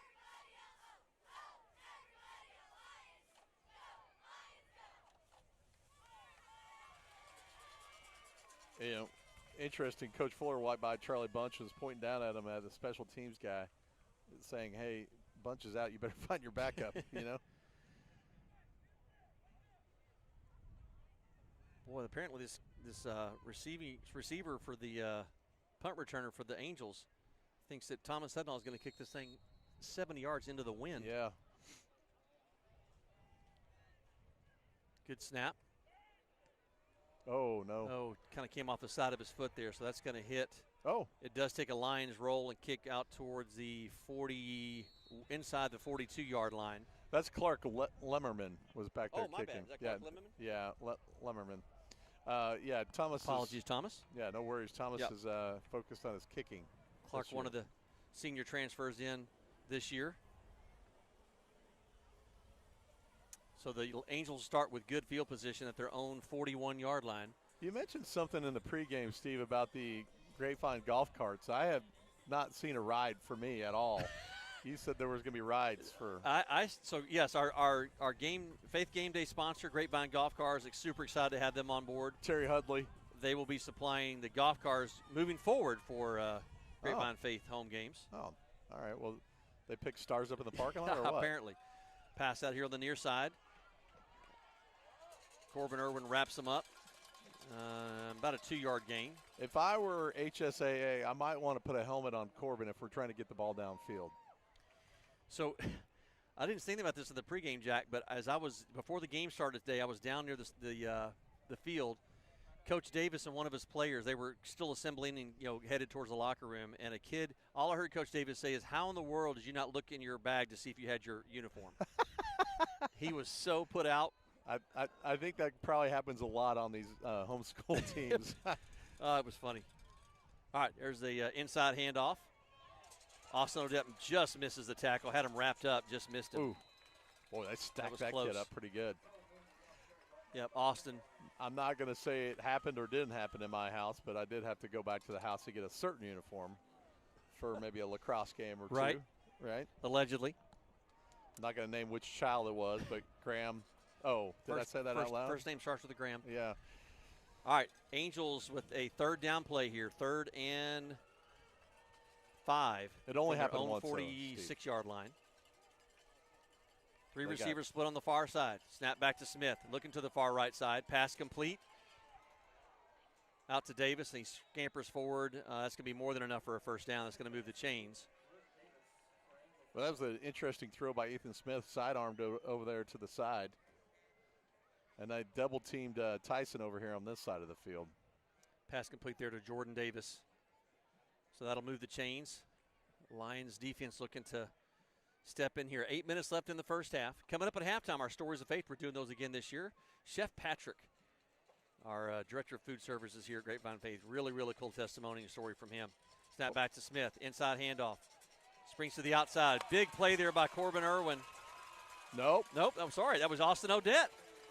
Nope. It was 56. Jude Seals. Sorry, Jude. My apologies, brother. Jude Seals, another transfer in. Much like we said at the beginning of the broadcast, these refs and our team are just adjusting to the first game. Steve is as well. So Jude just a sophomore, but already making his presence known. Quick off the ball there. Ben, it was a great play. It's a loss of 3 on the play. Ball back to the 45-yard line of the Lions. 2nd down and 13. 2 receivers split to each side. 3 on the near side. Empty backfield for Smith. Looking to the right. Get chased out of the pocket. Lions in pursuit. He throws the ball. There was not a receiver over there.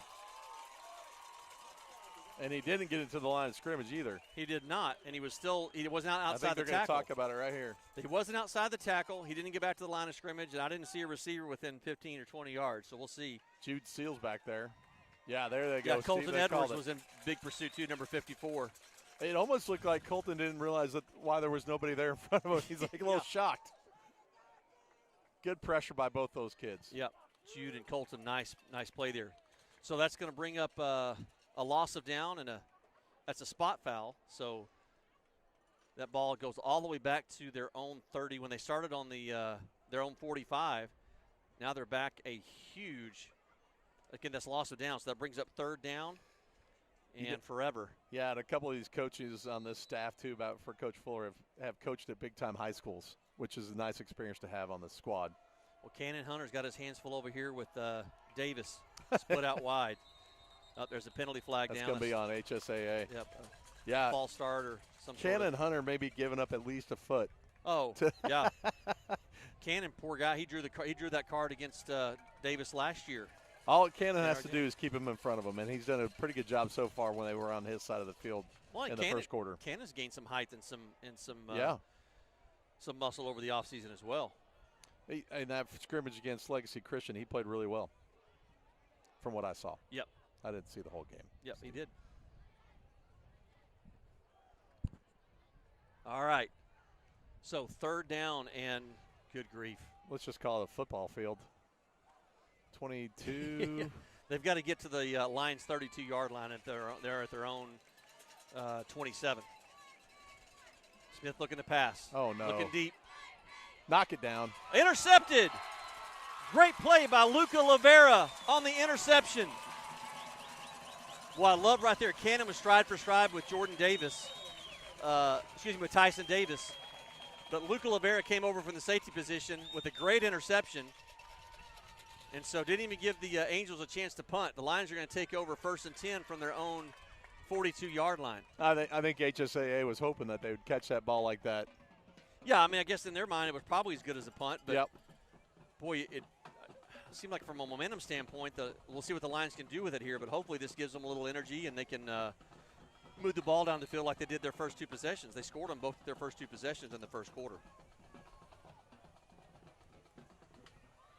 2 receivers split to each side. There's Noah Smith in motion.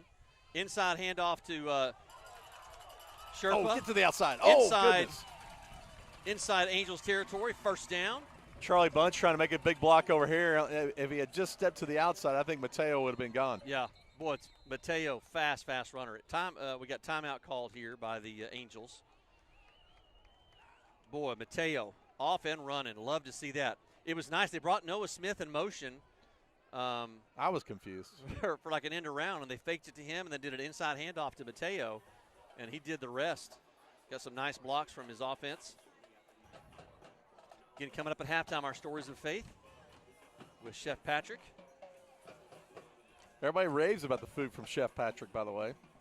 You guys are enjoying some new camera angles. We've got, last year we had one camera, Jack. We had the, now I will say on our road games we're going to have one camera. So just, don't get too spoiled. Don't get too excited. But our home games here, you've got a field level camera, you've got a camera down in the end zone, we've got the one on top of the press box.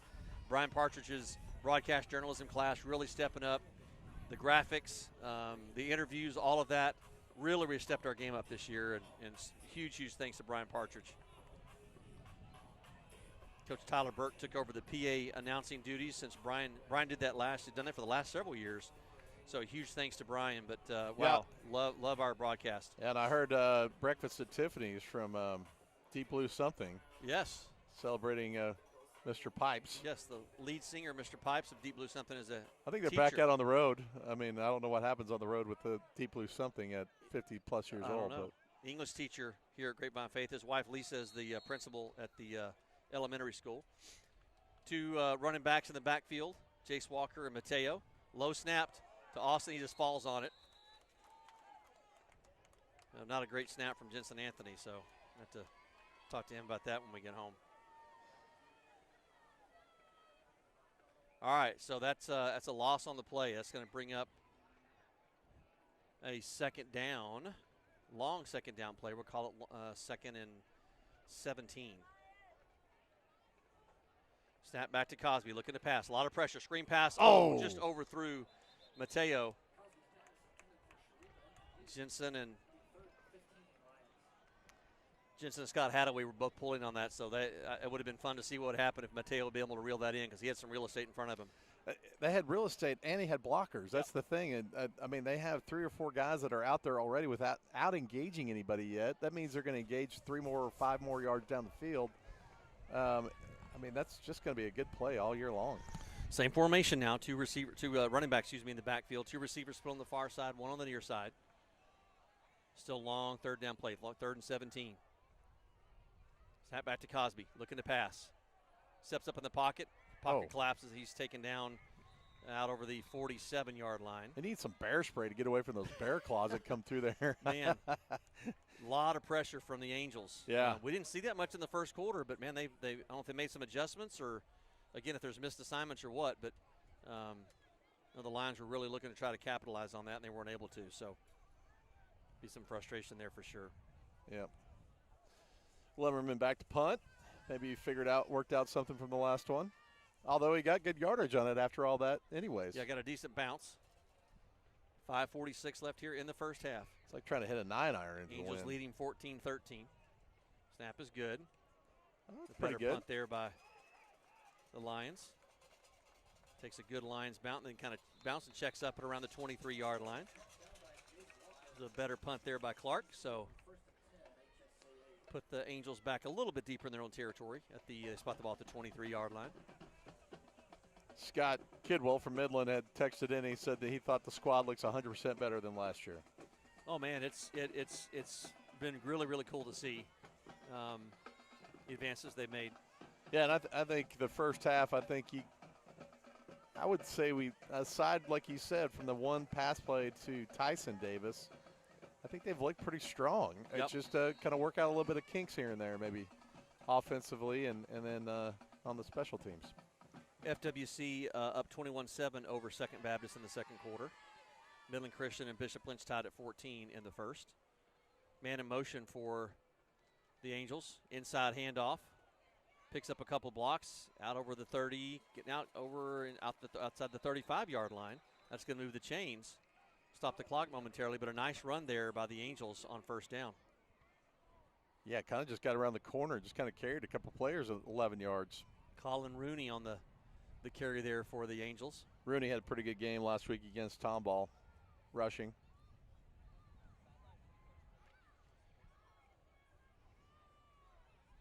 All right, 1st and 10. Just inside 5 minutes now left in the first half. Maybe we can get away without giving up a score here in the Yeah, they need a big stop here. He did it again. Yep, there's a. They finally called it. That right tackle, right? Yep. Yep. As I tell my friends when I'm at the Tech game, they've been doing it all night, ref. And he has, actually. Tech have a football program again this year? Yeah, they do. Okay, yeah. good. Glad to hear it. I'm joking. Dude, with all the preseason talk was that Tech had one of the best recruiting off seasons in the Big 12 and in the country. Yeah. Well, it helps to have $22 million ready to go. Yep, no doubt. The NIL has changed the game. All right, first down and 15, low snap.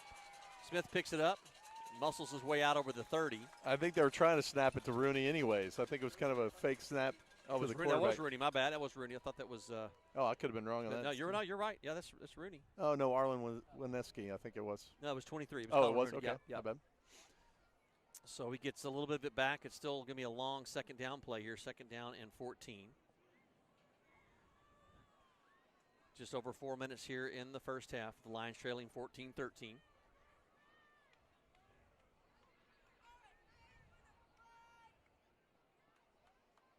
Now an empty backfield. They send Mooney and Roshan in motion. There's a snap back to Smith. Pass to the near side to Davis. Picks up a couple blocks. This is that play, similar play that they scored on in the first quarter. Davis twists and turns and muscles his way out close to the 45-yard line. They're going to spot him at the 43. So that's going to bring up third down and 2. The problem is if you double team Tyson, you leave Jordan single coverage. I mean, I don't know if I want either one of them touching the ball with some room to run. Yep. They've got, like the Lions, they've got multiple weapons. If you focus in on the Davis twins, they'll give it to Rooney. Segura is also another weapon. Third and 2 from their own 43. So Smithy's changing the play up. Cannon's one-on-one out here with Tyson. No safety help either. There's a pitch. Well, the Lions snuffed that out. They're all over Rooney. The ball is loose. I think the whistle was blown, Steve. Now, yeah, the umpire runs out. The head linesman on this side has ruled it down. Yeah, I heard the whistle blow before that ball came out. Not sure why the guy, head linesman, who's 60 yards from the ball is blowing that dead, but, all right. I saw the umpire running in there as well. Oh, okay, all right. He Yeah. had some help. I'm not trying to. What is going on? I'm siding with the refs in this game, Steve. What is wrong, Jack? What's happened to you? I heard the whistle blow. That's all I'm happened to saying. you? I just heard it. So. All right, so long fourth down play is going to force a punt. But bully for those guys getting that ball out of there, though. Yes, love that Lion, pride of Lions, as we like to say, that came in and made a big stop there. Getting a lot of comments on the level of production. There's number 54 again, Jack, late on. Well, he doesn't know he's supposed to be on punt coverage, I guess. That's a clock. It's a delay game, there too. There we go. Maybe he's the one that forgot his uniform. I'm not sure. That could be. Coach Davis was like, well, maybe we have an extra pair of pants somewhere. That was the last thing I heard, and I was walking off, and I didn't hear the rest of the conversation. Yeah. But, 54 is going to get a talking to at halftime and probably this week. Trying to get the clock to stop. I'm not trying to ruin our good times here, Steve, but I'm looking off into the west. I'm seeing it too. Yeah. Yeah, we're seeing some lightning. Our alarm's not going off, though. No. That's because I unplugged it. So. I will say this, folks: if the lightning detector does go off, you will not be able to miss it. The speakers are literally 4 feet from Jack's head, and they would wake the dead. So okay, they put 11 seconds back on the clock. Try to get a sense here, looking at the weather, see what direction we're looking. Please at. don't. Just don't even look at it. Let's get through this first half. Maybe we can score before this half is over with. Yeah, Jack. We should. I'm seeing clouds to the south of us, but I don't see anything moving through here in the next couple hours. So we should be good. All right, Noah's back at his own 40-yard line to receive this punt. Good snap. A line drive kick. Noah catches it at the 40. Got a lot of room on the far side, out over midfield, inside the 45. to about the 43-yard line. So the Lions are going to start there with some good field position. Good 15-yard return there by Noah. Puts them in good position. Minute 50 left on the clock. I think, and all 3 timeouts left too, Steve. Not much hang time on that punt, so it was a line drive, so hard to get coverage on that. Noah took advantage of it. I think that's got to be the worst position in all of football. The punter? Punt returner. Oh, punt returner. Yeah. Who wants that job? Yeah. All right, here comes the Lions offense with a minute 50 left in the first half. Again, Lions scored first. They scored their first 2 possessions. They missed their extra point after their first score, so that's the deficit of 1 point. Angels successful in both of theirs, lead 14-13. Snap back to Cosby, inside handoff to Jace. He is dragged down, loss of about 1 on the play, out about the 44-yard line. So I don't think that ball was supposed to be going to the outside, Steve. I think that hole in the middle just closed up really quickly. Well, we talked so much about the Davis twins and their secondary and all that, but well, this front 5 or 6 or 7 for the Angels have really, really played hard tonight. Yeah, they came out a little bit back weaker. To Cosby's a pass on the near side, or the far side, excuse me, to Mateo. Excuse me, Jacob Montez. Yeah, Montez. He's inside the 40. Clock continues to run, just over a minute now. Inside the 40-yard line, brings up a 3rd down, and they spot it right at the 40. Like about 7, I guess. 3rd and 7 is what we'll call it. 2 running backs in the backfield next to Cosby. Snap back.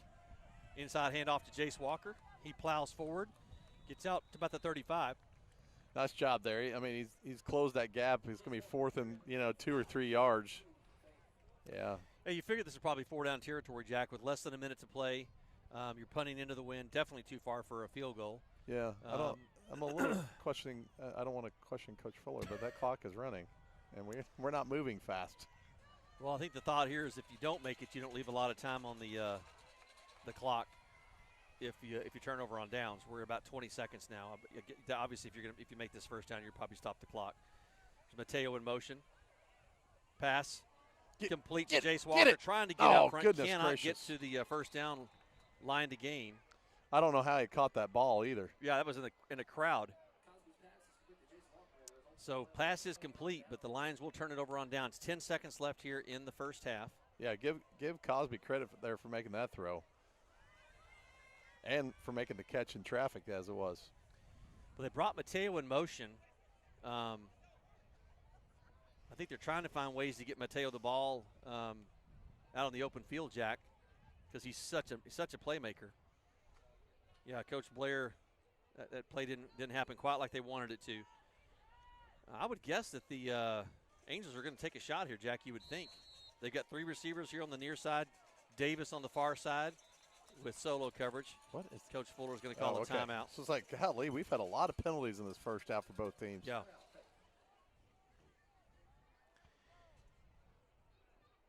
Coming up at halftime, our Stories of Faith with Chef Patrick.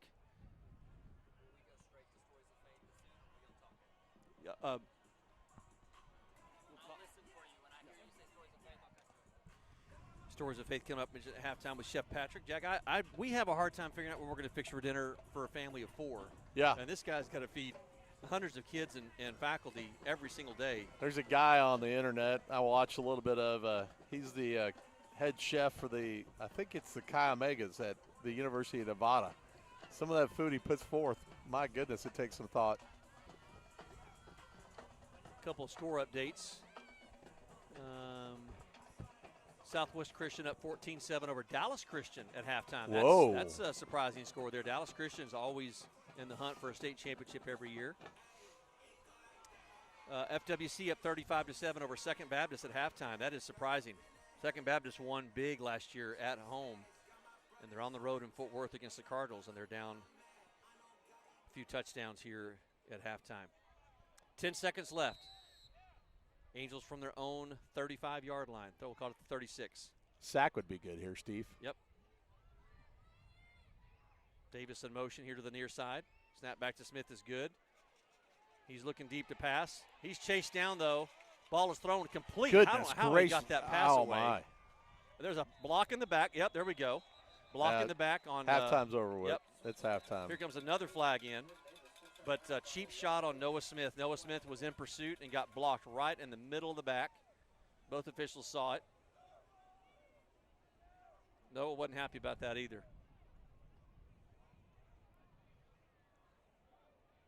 Why is this guy pointing against the Well, Lions? I think he's trying. No, he's saying he's getting everybody back up. He's trying to get guys back away from the officials. Oh. So there's no time left on the clock, so we'll see what the officials are going to come over here, and I'm not sure what they're going to tell Coach Fuller. Do you want to play? You want them to run one more play, Coach? Yeah. Want to give him another shot? Do not.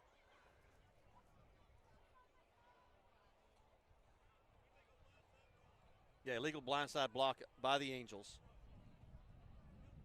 Penalties declined. So, yeah, so he was going to, yep. The half has ended. So 14-13, a one-point game, Jack. I think, again, your first time running a new offense. You got new personnel. You got new coaches. Other than just one, the bad snap on the extra point after that first extra point try, it's a tie ball game. I think you're probably pretty happy where you are, don't you think, Jack? I agree, absolutely. I think, obviously you're going to have mistakes on special teams. I mean, the first game out of the box, with the missed extra point, and then really two mistakes. Missed extra point, and then the allowing Tyson to get down the field as fast as he was. Yep. That's about it. Yep. Yeah, I like what you see. A lot of heavy pursuit by the defense. I love the different plays you're running on offense. You've really mixed it up, giving them different looks. You got guys in motion. You're making them off balance. You've got some trap type plays, on handoffs, and so yeah, it's a really cool, fun offense to watch play. Well, again, our score at halftime, 14-13. The Angels up over the Lions. We will take a break here. We're going to go straight to our Stories of Faith with Chef Patrick, and then we'll be back for the second half. Grapevine Faith Sports Network. It's time for our Stories of Faith segment, what gives us the opportunity here at Grapevine Faith to tell you about some of the amazing people, our families, our faculty, and students. And this week we are in for a real treat, pardon the pun. If you have a student here, we're sitting down with the Director of Food Services, Patrick Bergman, who's responsible for feeding your children every day. And we're going to get on that in just a second. But Patrick, man, everybody around here knows you as Chef Patrick. So if that's okay, I'll refer to you as that. Man, we just appreciate the time today. Thanks for sitting down with us. Absolutely. So I try to do all this research on the people that I'm going to sit down with. And I look on social media and online and LinkedIn and Google and all that. And I got to say, man, you kind of fly below the radar. So you're going to have to spill the beans for us. All right. Sounds great. We'll dig in that. So let's start as a way of introduction. Let's start with your family. Tell us about the Bergmans. Yeah, absolutely. So I'm married, have 4 kids. I've been married almost 24 years. My wife, Rachel, and I met in Omaha, Nebraska while we were in the Air Force. Okay. And we happened to meet in a kitchen. So that's where we met, and we've been together for the last 25 years. And that's awesome. Almost married 24 years, but been dating and together for 25. 4 kids. My oldest is Connor. He's at Baylor. He's 20. He's a junior. He is studying to perform music. Music performance is his degree. So it's an interesting choice for a career field, but yeah, she's really passionate about it. It's awesome. And then I have Abby, who is a senior in high school in Red Oak, and she is also in band and pursuing music performance, and we're not quite sure where she's going to go. And then I have Gideon, who is a junior, and he is pursuing kind of sports media, things like that. And Hannah is my youngest. She is 13 and loves volleyball. That's awesome. Yeah. Do you live in Red Oak? We live in Red Oak. You commute all the way from Red Oak to Grapevine. I do. And that's wow. 47 miles from my door to the parking lot. That's great. Yeah. Well, that's commitment, man. Yeah, I love it. We're glad you make the trek. So I'm a Baylor graduate, so Sick and Bears, and thank you for your service in the Armed Forces. So we appreciate that. So what was your childhood like? I mean, I don't know, is this did you know early on this is something you wanted to pursue as a profession, being a chef and cooking? You spent a lot of time in the kitchen. Tell us kind of what it was like. Yeah, absolutely. So when I was growing up, I can remember from the age of probably 5 or 6, I just had this kind of pull, a yearning to do something in the culinary arts and something in a kitchen. I just wanted to do that. And I lived with my mom. My parents were divorced, so it was just my mom and myself. And she was not the best cook.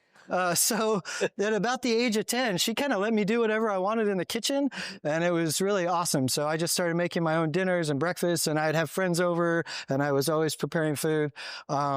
Yeah, and I wanted to go to culinary school, but financially we just couldn't afford it. So the military was the option. And I actually enlisted and went into food services on purpose. Because a lot of people that were in kind of the food service career field in the military, they didn't go there on purpose. Like that was not their plan or their desire when they joined the military. But it was mine, and the training was awesome. Yeah, it was 18 months of kind of learning every single thing. And it's kind of brought me to where I'm at. Well, and you're having to learn to cook for so many people. Absolutely. It's not like you're cooking for a family of 4. I mean, you're cooking for hundreds, if not thousands. Yes. So kind of what you're having been able to apply here at Grapevine Faith. Absolutely. You had that training in the military. So Absolutely. That's very cool. Yeah. Any fun places you got to travel? Well, we were in Omaha. We moved to, we were there 4 years. Then we went to Herbert Field in Florida, which was right by Pensacola, which was awesome. Spent a lot of time in the Middle East. My military time was right September 11th and after. Wow. So we did a lot of deployments overseas. I worked for a unit called Red Horse, which was a combat engineering unit, and they were self-contained. So they had all their own security, all their own like food service, everything you could think of what you would need to survive. That's the unit that I worked in. And we did everything. We didn't just do food service. Like we did security. We did all the stuff. Yeah, it was a really great experience. But I've been all over the Middle East. So how much of your travels, either in the United States or even over the Middle East, has influenced and even impacted your culinary choices and like menus and recipes and things, whether it's for the students here at Grapevine Faith or just even at home? Did you have any influence there from those travels? Yes, absolutely. That's a really great question. So when I was over in the Middle East, a lot of times the U.S. government hires out who's kind of working in kitchens, and a lot of times those the individuals that are working in those kitchens, they come from India. A lot of people from India. So I learned like how to enjoy Indian food and how to create that. And that's kind of been one of the things I've been working on. It's been almost 20 years that I've been working on Indian cuisine, but it's because of my experience over there. Wow. Yeah.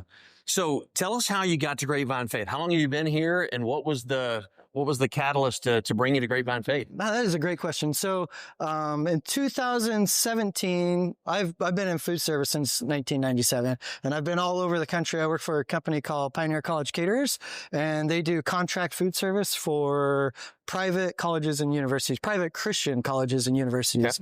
Yeah.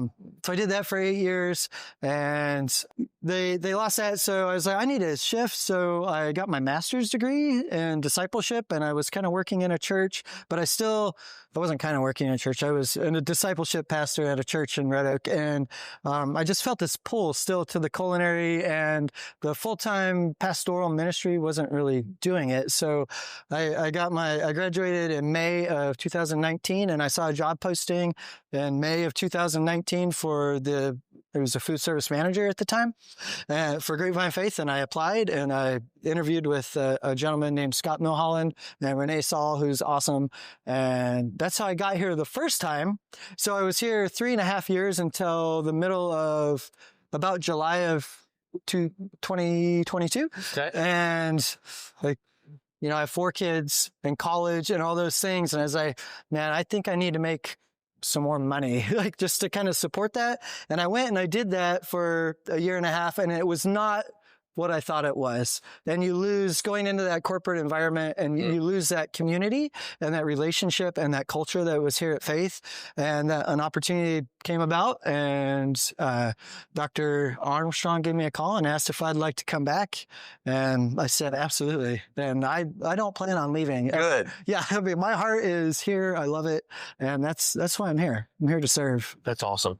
Well, you mentioned a little bit about, having some experience working in the church and so forth, but I asked about your Grapevine Faith journey, but let's talk about your faith journey, how you came to Christ. Did you grow up in a Christian home? When were you introduced to Christ? When did you come to a relationship? Yeah. How much detail do you want on this? I mean, all right. So sure. This is a great question. I grew up in it was a strictly Catholic home, with my mom, and it was, she was first generation Irish, and Irish Catholic at that. I don't know how much you know about Irish Catholics, but they are very strict, very devout, very by the book. And so that's how I was raised. And then when I was 15 years old, you have to get confirmed. to kind of profess your faith in Catholicism. And I said, this isn't right. I was always reading the Catholic Bible, which is similar. I mean, there's a few extra books added and things like that. But I was always reading the Catholic Bible, and something was just telling me like, this isn't quite right. Yeah. And I told my mom that, and she said, you absolutely will get confirmed if you're going to live in this house. So I did get confirmed, and I never really believed the Catholic faith. I always thought that that's not quite right. Does this make sense? Yeah. And so then right before I graduated high school, she had a massive heart attack and died. And that kind of threw me into a downward spiral. I got into drugs and alcohol and all sorts of other things, and I couldn't function without alcohol. But I still always had this pull inside of me of like, something's missing. And I self-admitted to actually the Air Force put me in, but I self-admitted to the Air Force that I cannot function without alcohol. Like I literally could not live. Like I couldn't function. So I had to have it. So they emergency admitted me to a drug and alcohol rehab in Gulf Breeze, Florida in March of 2004. And on March 8th, 2004, I heard a verbal voice say to me verbally say to me, you need me. And it was Jesus Christ saying verbally, I heard it. It was audible. It said, you need me. I hit my knees, and like all the things that I've been carrying, and there's more to kind of my childhood and things I grew up with, but all the things that I've been carrying, the Lord just released it. And he released it in like just tears and tears and tears. And I've been following Jesus ever since then. Wow. Has it been perfect? No, but no. Yeah, absolutely. You're in good company, my friend. Yes. So, wow, that is really, really powerful testimony. That's maybe one of those powerful testimonies I've had interviewing some of the stories of faith. So thank you for sharing that. Absolutely. I did find a quote on Facebook from you. And you said this was on a Grapevine Faith post. You said, food brings people together. And when people come together, they get to share their hearts with one another. They get to laugh. They get to cry. They get to pray for one another. And they get to be who God created them to be. And I think there's so much truth to that. But I think when people sit down to a meal, they just think, hey, this is what I'm going to eat. Absolutely. That's a really, really deep and insightful comment there. So, I think it just speaks to the fact that, the change that God can make in people's lives and the opportunity to sit around a table and share food. Absolutely. To be able to share about your hearts and kind of where things are. That was a really meaningful quote that I thought you had there. Oh, awesome. I love that. Yeah. Food to me is, our verse for our team is Psalms 34:8. Taste and see that the Lord is good. And there's more to that, but I believe that God has made us to be creative, and he's made us to experience art in different ways, whether that's food or music or paintings or movie, like all those things. Mm-hmm. And food to me is a way to experience God and his creation and how I express my creativity that he has given me. And food brings people together. And that's why it's important to me that food is good. If you come together and the food is not good, it's not a great experience, and that can kind of change the whole dynamics of what's going on relationally and at the table and all those things. So that's my heart, and my desire is to just provide great food where those conversations can take place and that relationship can happen and that community that God has created us to be in can be fostered around the table. That's awesome. Well, we have a huge dilemma at our home, family of four, and I've got two kids still at home. I'm figuring out what we're going to do for dinner every night. You, on the other hand, every day have to figure out how to feed hundreds of students and staff, meal. Like, how do you do that? And how do you find a nutritional way to do that so that you're not fixing the same thing every time? Right. Like that's going to be a huge challenge. Like I said, we can't do it for a family of four. How do you do it for the school? It is a huge challenge. I mean, I've been in this industry for 28 years, so I have a lot of experience, but really each place that you're at is unique, and even each year is unique. Like here, it's just unique every year. In the past, we've made paninis for the junior high kids, and they eat them, and they love them. This year, we're making them, and they're not eating them. So it's just, how do you figure it out? It's a lot of trial and error. Okay. Last year, I tried a few new things that didn't quite go over as well as I thought they were. Like meatless Mondays, you can't put that on the menu. It doesn't work. It doesn't work here, and that's okay. Also, I tried to get all fancy with my verbiage, like, cumin infused ground beef, which it's taco meat. And nobody ate it. So it's paying attention to what's going on. Right. I run numbers every day to see what's being eaten, what the kids like. And so we just kind of try to take what the kids like and then put that on the menu. But it's a lot of trial and error. I was going to say. It's a lot. It is. Kind of figure it out as you go. Yep, it's a lot. It is. And like you said, every year is a little bit different. It is. The Every audience year changes their likes, absolutely. their tastes. So it changes all the time. Well, I asked this question to everybody I sit down with, and I'm curious because you bring a unique perspective being on staff here. But maybe you don't have in this comparison, maybe to another Christian school, but what makes Grapevine Faith unique and special to you? That's why I'm back. I left, and that's why I'm back is because of the uniqueness of Grapevine Faith. It's family. It's family. Yeah. It's that simple for me. It's family, it's relationship, it's community, it's the oneness and the heart and the desire behind the mission of faith, to develop and graduate authentic Christian leaders. But it's everybody is united to make that happen. 100%. It is nowhere else. That's awesome. Yeah. Well, as Patrick said, Grapevine Faith is special for a million different reasons, mostly because of the people like Patrick Bergman. If you or anybody that you know has any more interest in finding out more information about Grapevine Faith, you can visit us at grapevinefaith.com to schedule a visit or get more information. Patrick, we're so blessed that you're here. We're better because you're here. So we're thankful that this is a ministry for you and you bless us every day. And so we're just thankful that you're here. And thanks for sharing your testimony, man. What a powerful, moving testimony. It's incredible to hear what God's done in your life. Yeah. I appreciate you sharing it. Absolutely. It's my pleasure. That's our Director of Food Services, Patrick Bergman. Second half of the Lions football game's coming up next, right here on the Grapevine Faith Sports Network.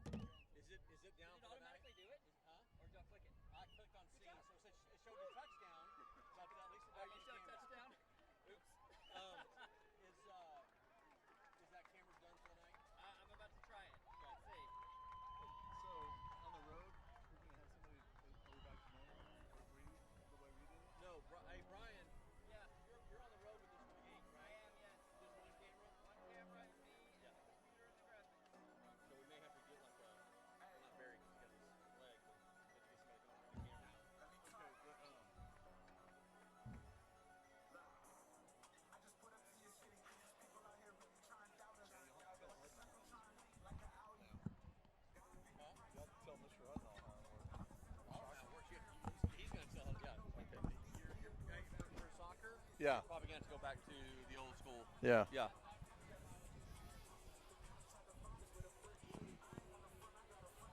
Brian, are we ready to go back? You ready for us? This whole time? Oh, hey, well, we're back live.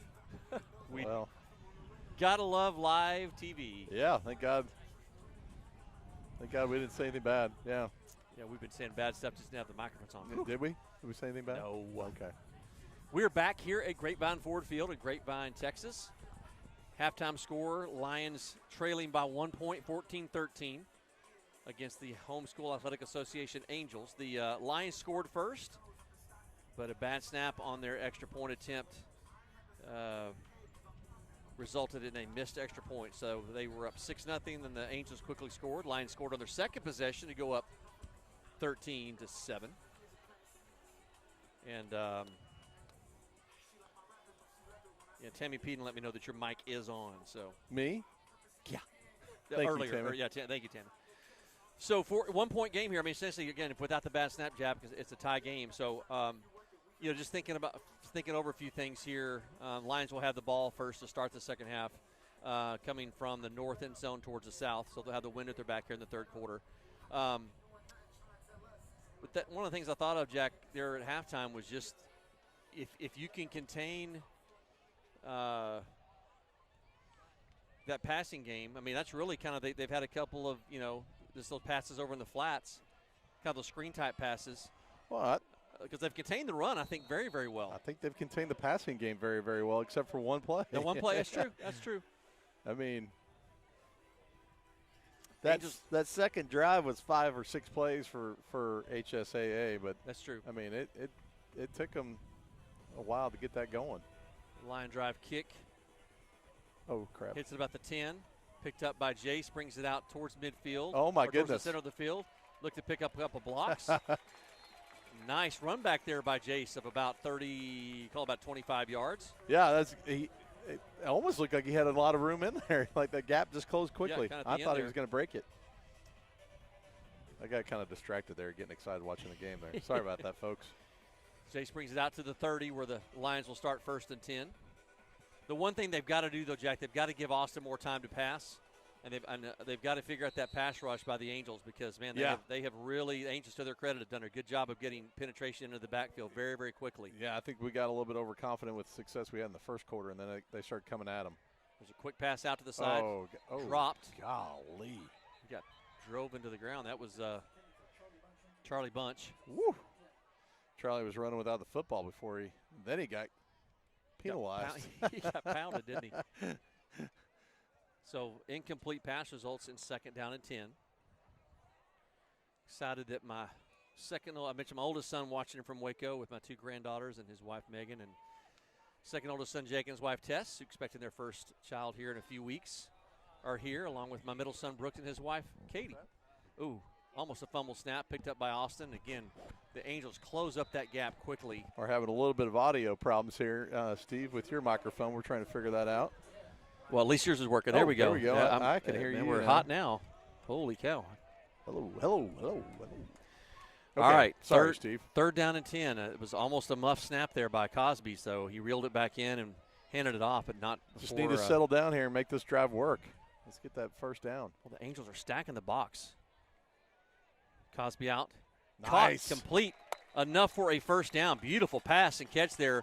Austin Cosby to Charlie Bunch. Boy, a big play there on 3rd down, Jack, when you needed it. Yeah, I just heard we got another Plains Capital first down. I felt pretty confident this year in sponsoring that because I felt like we were going to get a lot of first downs. Good job. Yeah. 1st and 10 for the Lions at their own 42. Snap back to Cosby. A little more time to poop. He's flushed out of the pocket.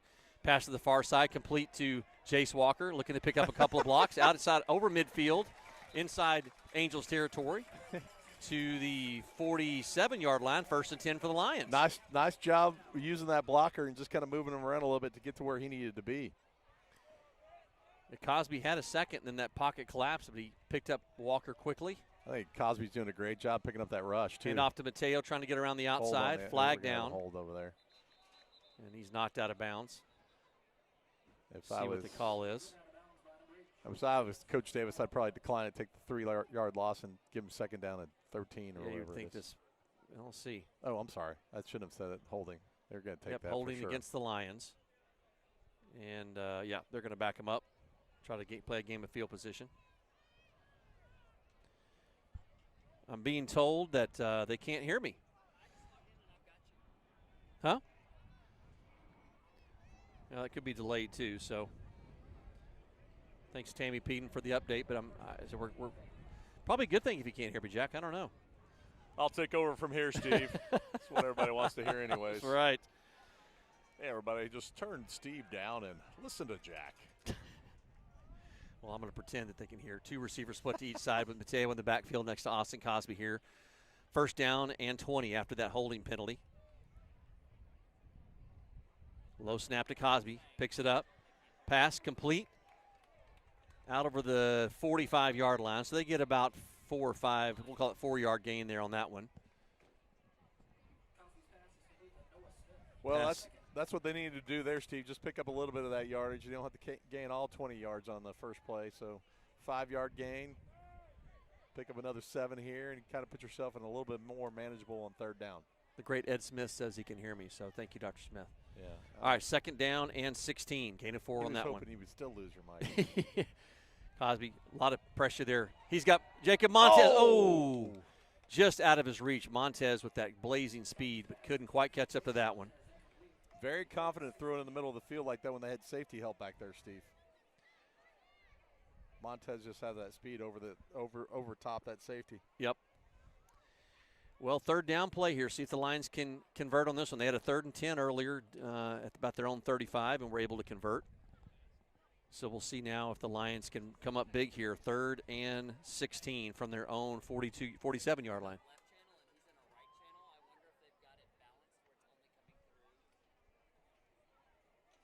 2 receivers split to each side. Mateo in the backfield next to Cosby. 5 seconds left on the play clock. Snap is back.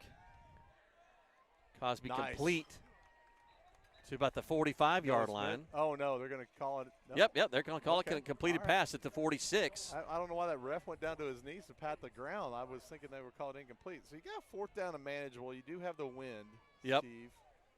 I don't know. Lions electing to go for it. Offense stays on the field. 4th down and 8 from the Angels' 46-yard line.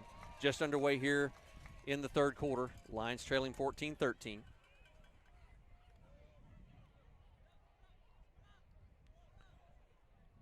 Lions looking to potentially change the play up. They could take a delay game too, Jack, but I don't think they're going to go for it. 5 seconds left on the play clock. Snap back to Cosby. Big rush by the Angels. Oh, goodness Pass. gracious. Oh, he's had those. Charlie Bunch had a step or two on the defender, and pass was just a little bit too far out of reach. So the Angels take over with really good field position at their own 46-yard line.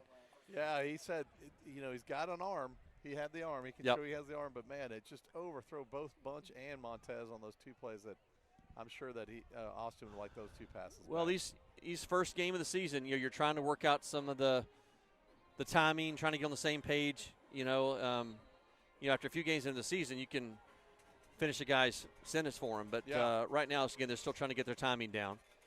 So, again, the Angels take over with good field position at their own 46-yard line. Penalty flag down here on the near side. Pass complete to Davis. Slips a tackle. Stiff arms one kid. Finally gets knocked out of bounds inside of Lions territory. But, I think that's going to –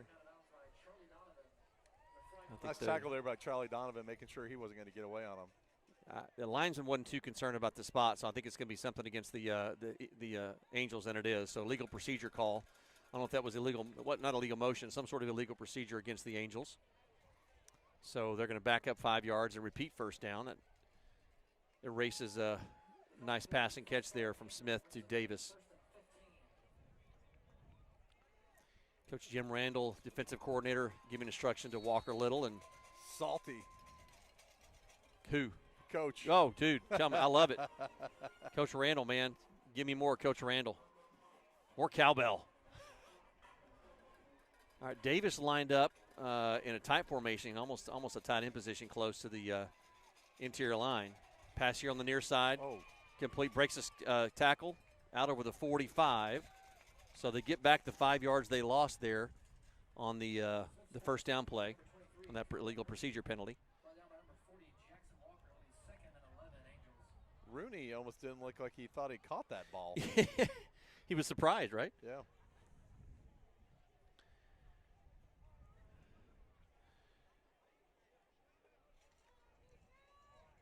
Well, that right tackle for the Angels is about 7 foot 8 inches tall. That is huge.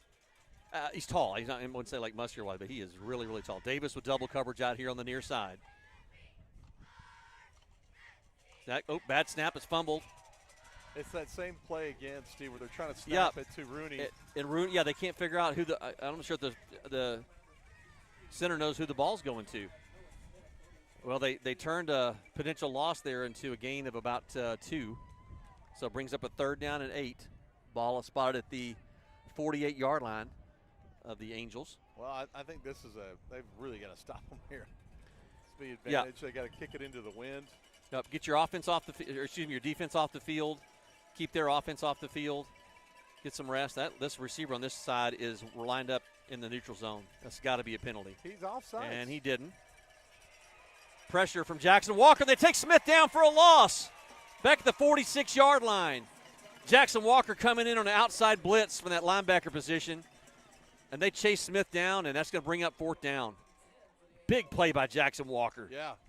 And you got Corbin Irwin was in there, and number 40 was in there as well. Jackson Walker. Well, you said that. Sorry. There was another one in there, and I could not. Football's confusing, Jack. It's okay. It is sometimes. First game of the year. If that last name sounds half. familiar, that's Jackson Walker, Jace's twin brother. Amazing Walker family. Brent and Julie, just incredible family. Big supporters here at Grapevine Faith. So thankful for them, and love that both their boys can play sports. I mean, that ref was tilting his head like he was trying to get him on sides over here. Yeah, he had to literally look around the wide receiver. There's a low kick. Get out of the way. Get away, Charlie. That was Cannon Hunter there. Cannon Hunter. Okay. Yep. So ball down at the 25-yard line. So not terrible field position for the Lions. We'll see what they can do with it here. See if they can't maybe take it 75 yards for a score. 6 minutes left here in the 3rd quarter. Lions trailing 14-13. Again, the 1-point deficit, a result of a bad snap on the Lions. After the Lions' first touchdown, their first point after attempt was unsuccessful. And that's the difference in our game right now. Well, I don't want to say this is a must need here, Steve, but this drive needs to be successful. Yeah, I think you send a message here pretty effectively. If you can drive, you can control the clock, control the field and the ball, and drive down the field and see if you can't put it in the end zone. Inside hand. Inside hand off to Mateo. Tries to take it around the right end and gets stopped up. I think early in that first half, that run was successful. All of a sudden, they figured out how to block that thing up. Bearcatch's helmet was almost pulled off of his head, literally 2 feet in front of the official, and nothing. Maybe I'm missing something. Score update over in Plano. All Saints 28-14 over Prestonwood in the 2nd quarter. That's Liberty Warriors out of Argyle tied with Texas High, 29-all in the 4th quarter. Pass here on the near side, overthrown, looking for Jace Walker. Good coverage there by Montez was wide open in that slot. He just sat down there and found the opening. The Cardinals of FWC up 35-13 over Second Baptist in the 3rd quarter. We didn't see that one coming. We all picked Second Baptist in our pregame. Well, it doesn't matter. I was just going to vote against them. That's true. They could be playing. Yeah, they could be playing Cross Timbers Middle School, and we're going to pull for them. So. Yeah. All right, big 3rd down play here for the Lions. 5:30 left in the 3rd quarter. Just wide receiver screen to Montez here on the near side. Try to escape. If he would have gotten out of that tackle, Jack, he definitely gets the 1st down and probably has a chance to break it. Yeah, and Slade Corley was coming over, and I kind of thought he was a little bit late, but I also saw him kind of gimping off on that last drive too. So probably a little bit of a hitch in his giddy-up getting out there. And then Montez, if he had gone behind him, I think he would have, even if he had waited a half second, he would have been able to gain a couple 5-10 yards. I mentioned something at halftime to some of the students down in the student section. Man, we told them we could really hear them. They're down on the track, and the flag guys, Cohen Ross and Luke Little and the other guys, done a great job. There's a punt by Clark. It's going to hit at about the 37. Fielded. Escapes one tackle. A lot of Lions come in, though, and stack him up. And they will stop him there at they're going to down it, give him forward progress to the 32. So 4.5 left here for the 3rd quarter. Lions still down 14-13. I don't want to say it's a must, Steve, but you got to have a stop here. Yeah. Defense did a great job a while ago. It would have been nice to see the offense kind of sustain a drive and give them a little bit of a breather, but you got to step up. Yeah, and as I said, that inside run kind of has gotten stopped by the HSAA Angels, and good for them for figuring that run out. They got a big. Their offensive line and defensive line are big, Jack. Some big boys. It'll wear you out after a while too, Steve. Yep, 2 receivers here on the near side, 1 on the far side with a single setback. Inside handoff. Around the left side. Spilled out over close to the 35-yard line. Nice tackle there by Cannon Hunter. Yeah, nice job by Cannon. He knew he had to make that tackle or that guy was going to go for another 10 or 15 yards. Yeah, I'm drawing a blank on Rooney's name every time they hand the ball off to him. Wow, I called his name several times and I keep forgetting. Apologies if there's a wind. We're up here, we talked about earlier, we are on top of the press box for the first time in a long time. On the next home game, the opposing team's coaches and their broadcast team will be on the other side of the field. Historically, they've always been on this side, and weren't able to get it in place for tonight's game. But going forward, we should be back on our press box. There's a handoff to Rooney. Started around the left side, brings it back to the center of the field, and he's stacked up there nicely by the Lions defense. Gain of 3. I'm not sure that play is ever meant to be run on the inside, but they always kind of dive into the inside, fake it, then get to the outside. Luca Lavera he's limping off. I think he's okay. I don't know if it's a cramp or maybe just twisted his ankle, or hopefully it's nothing. Yeah, it looks like he's got a cramp. He's holding his calf. Coach Fuller's always looking to see who's injured to figure out who needs to be stepping up. All right, big third down play here for the Lions defense. Yeah, and that wind picked up out of the west now, not really from it's kind of in our face with that front moving through. 3rd down and 5 from the 37-yard line. Smith looking to pass. Pass was tipped, I think, complete, and that's going to be more than enough for a first down. Out close to midfield, out about the 46-yard line, but that's going to move the chains. And, if I was Coach Fuller, I'd be all over this lineman this linesman trying to figure out why 72 is up out of his position before the ball is even snapped. 72 or 78? 78's the right tackle. He's the one that's jumping up. Yeah, it's been odd that he's. I don't know if he's trying to guess it, or time the snap or what. But you're right, he's popping up.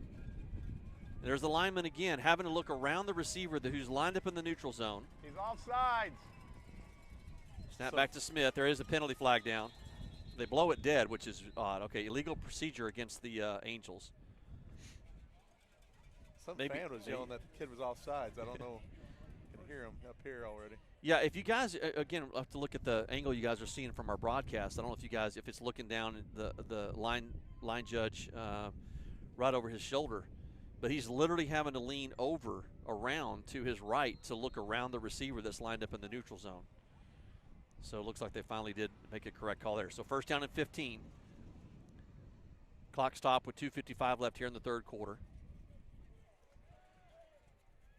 The receivers here on the near side. Snap back. Oh, big pressure there on Smith, and he throws it away.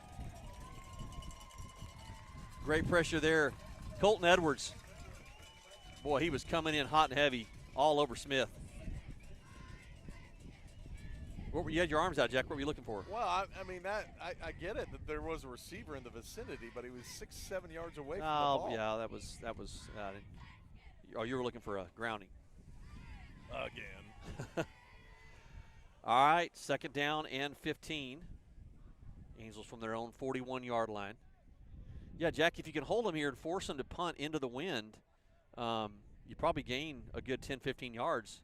Yeah. See what the Lions can do here. 2 receivers split to each side. Oh, yeah, we got a false start penalty. Yeah, the receiver here on the near side was anticipating somebody moved on the snap. Inside too. I think the right guard moved as well. So that's going to back the Angels up another 5 yards. Boy, and those are frustrating penalties, Jack, because they're so preventable. I'm not sure what the receivers are arguing about it. In front of the whole stadium, they saw him. He kind of leaned forward, kind of lurched forward, and then pulled back up. So. Number 3, Isaiah Sanders, the senior. Arlen Wisniewski. He's the junior cornerback. listed at 5'5". He is in 130, probably soaking wet. He's a little guy. He's all of that 5'5". But he is wheels, though. He's the one that had that big touchdown in the first quarter.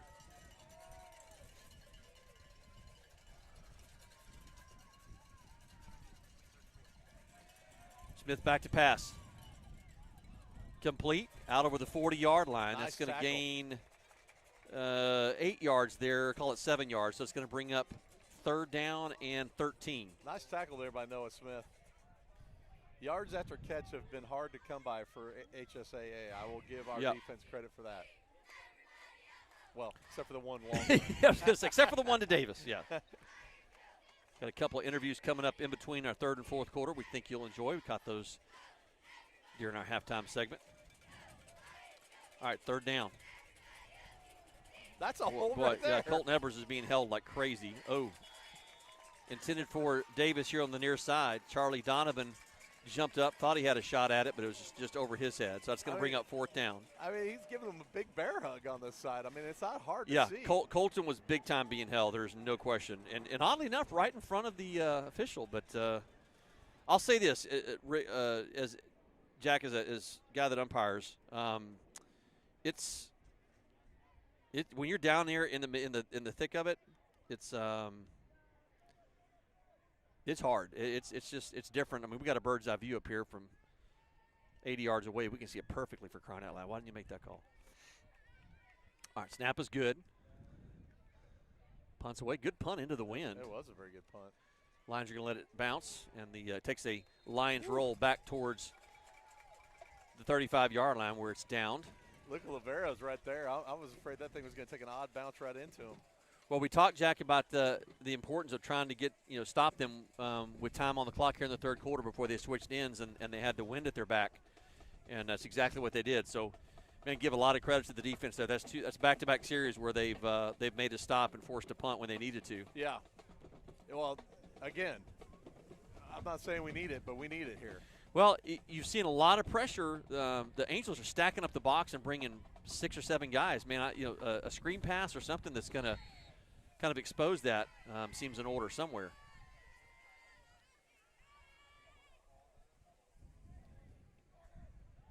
Chase Walker in motion. Play action pass. Looking deep. He's got Jacob Montez. Oh, tips off his fingers. Davis on the coverage. I'm not sure if he got a hand in there or not, just at the last minute. Stops the clock with 2 minutes, 3 seconds left here in the 3rd quarter. Got safety help on that one, Steve, where we haven't seen that safety help before. Charlie Donovan coming in for Jacob Montez. Limping just a little bit on the sideline. I think he's okay. Mateo Sharper in the backfield with Austin Cosby. Ooh, a lot of pressure. Screen pass here on the near side. Complete to Mateo, trying to break a tackle. And They got to get behind those linemen. You're getting 2 or 3 more extra yards if they can just take a step back and then go behind those linemen. Yep. I mean, that play is there. They're just not using what's given to them, which is the blockers. Jacob Montez back in the wide receiver position.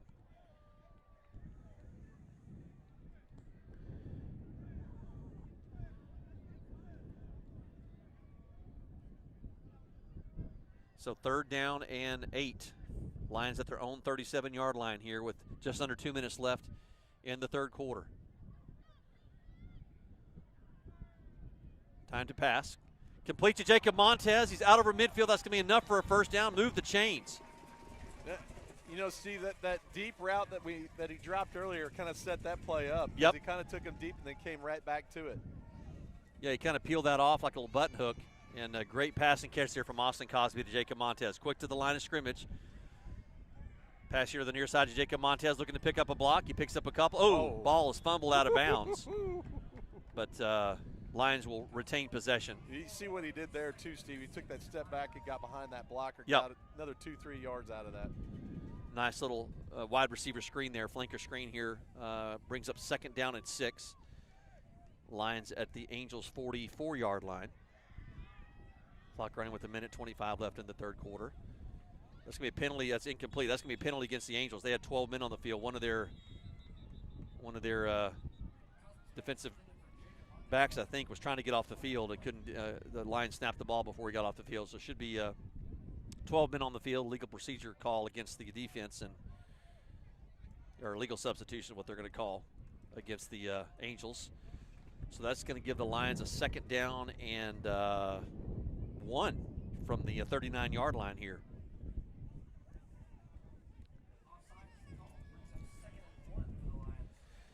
Jack, the Lions doing a good job of controlling the line of scrimmage right now. They're making good adjustments when needed. Jack almost got blown away like in the Wizard of Oz. There's a lot of wind here, folks. We apologize for the wind in our, holy cow, in our microphones. We're going to try to block this if we can. Snap back to Cosby. Pass here complete. Jacob Montez inside the 30-yard line.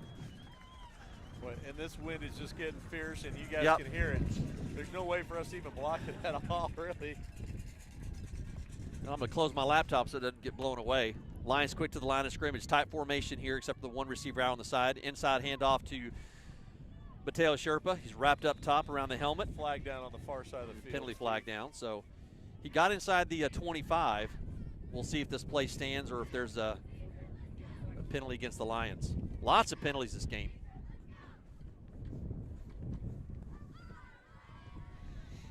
I feel like I'm trying to hide my call. Yeah, I'm hiding behind you, Jack, over here. So, yeah. I got my folder in front of me. Let's go. Aces right. You do look like a head coach trying to cover ball on two. Another illegal substitution penalty against the Angels. They've been doing it all night. So the Lions will take the result of that penalty, which will it'll keep it first down and make it 1st and 5. They're now at the 25-yard line of the 24-yard line of the Angels. And the Lions see if they can keep this drive going. 47 seconds left here in the third quarter. Sherpa and Jace Walker in the backfield. There's a handoff. Ooh, play action. Oh, incomplete. Intended for Jacob Montez. And that was just a touch behind Jacob, and I think if it was out in front of him, he goes for that score. Tyson was able to get in there. Yeah, a little play action pass there by Austin Cosby.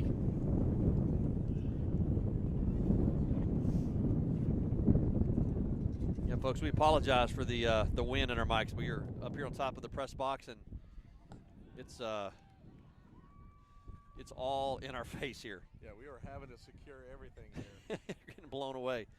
This cold front moves through. That's hurricane force winds. There's Jace Walker in motion. Handoff to Jace. Cuts it back up towards the middle of the field. Picks up an extra few yards, more than what he would have had if he kept trying to go out to the outside. He's dragged down. That's close to a first down. I think it's going to bring up 3rd and 1. Line it up and go. They better line it up and go. Yep, tush push. Gets the first down. There's a penalty flag down by the linesman on this near side. I'm not sure what he called. It's pointing it to them. Offsides on the last time the Lions ran that play, at the goal line, Mateo Sherpa gives the first down indication. Yeah. The last time that they ran that little tush push at the goal line, at the 1-yard line, the Angels were called for offside. So same thing there, offside against the Angels. 15 seconds left here in the third quarter. They're lining up quick, Steve. I think they want that wind. Yep. Tight formation except for the Charlie Bunch out on the far side. There's an inside handoff to Mateo. Go! Oh! He almost looked like he didn't know he had green. I think he thought he was going to get hit. He was kind of bracing himself to get hit, but a nice run there by Mateo. Drives forward for 5 yards, and that's going to be the end of the third quarter. So the Lions knocking on the door here as we change to the fourth quarter. They're going to be going not really into the wind directly. The wind's coming out of the west now. Yes. And we had a couple interviews with the new volleyball coach and one of the Grapevine Faith students. Let's go to that. Go. Oh. So this is your first year here at Faith, yes? How was it like making the switch from coaching from South Carolina to here at Faith? It's been a challenge. Obviously working with college athletes is very different than high school.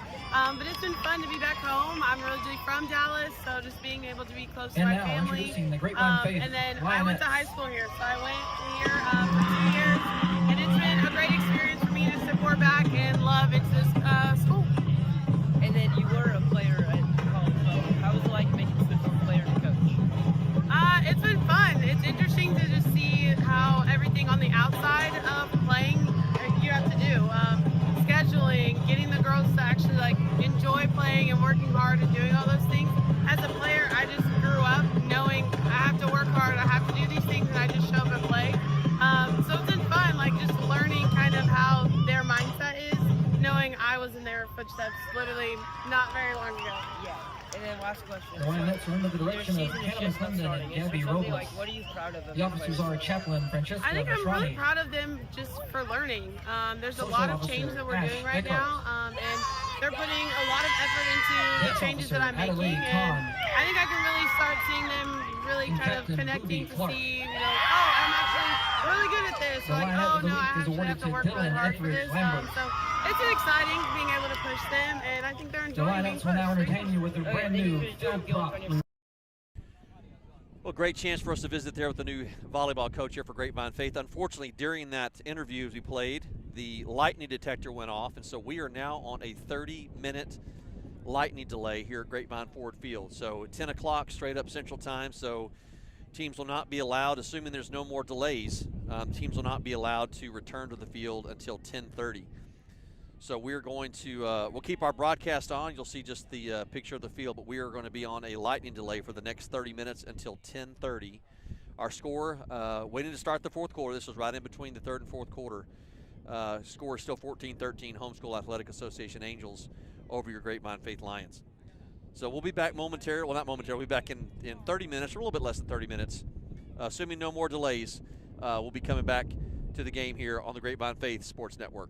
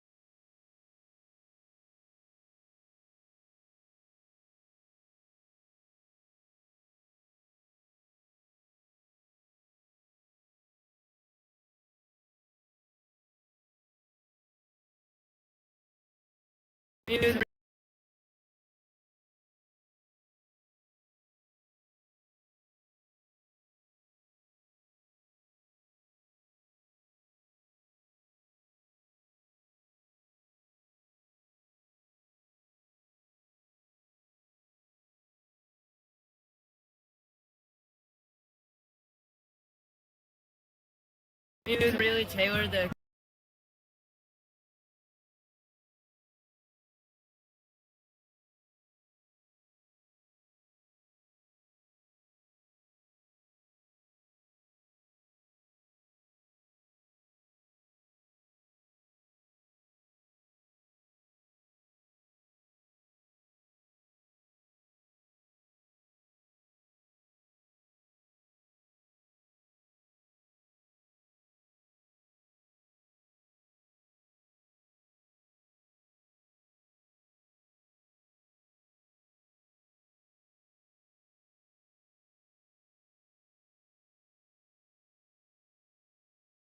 plans for playing outside of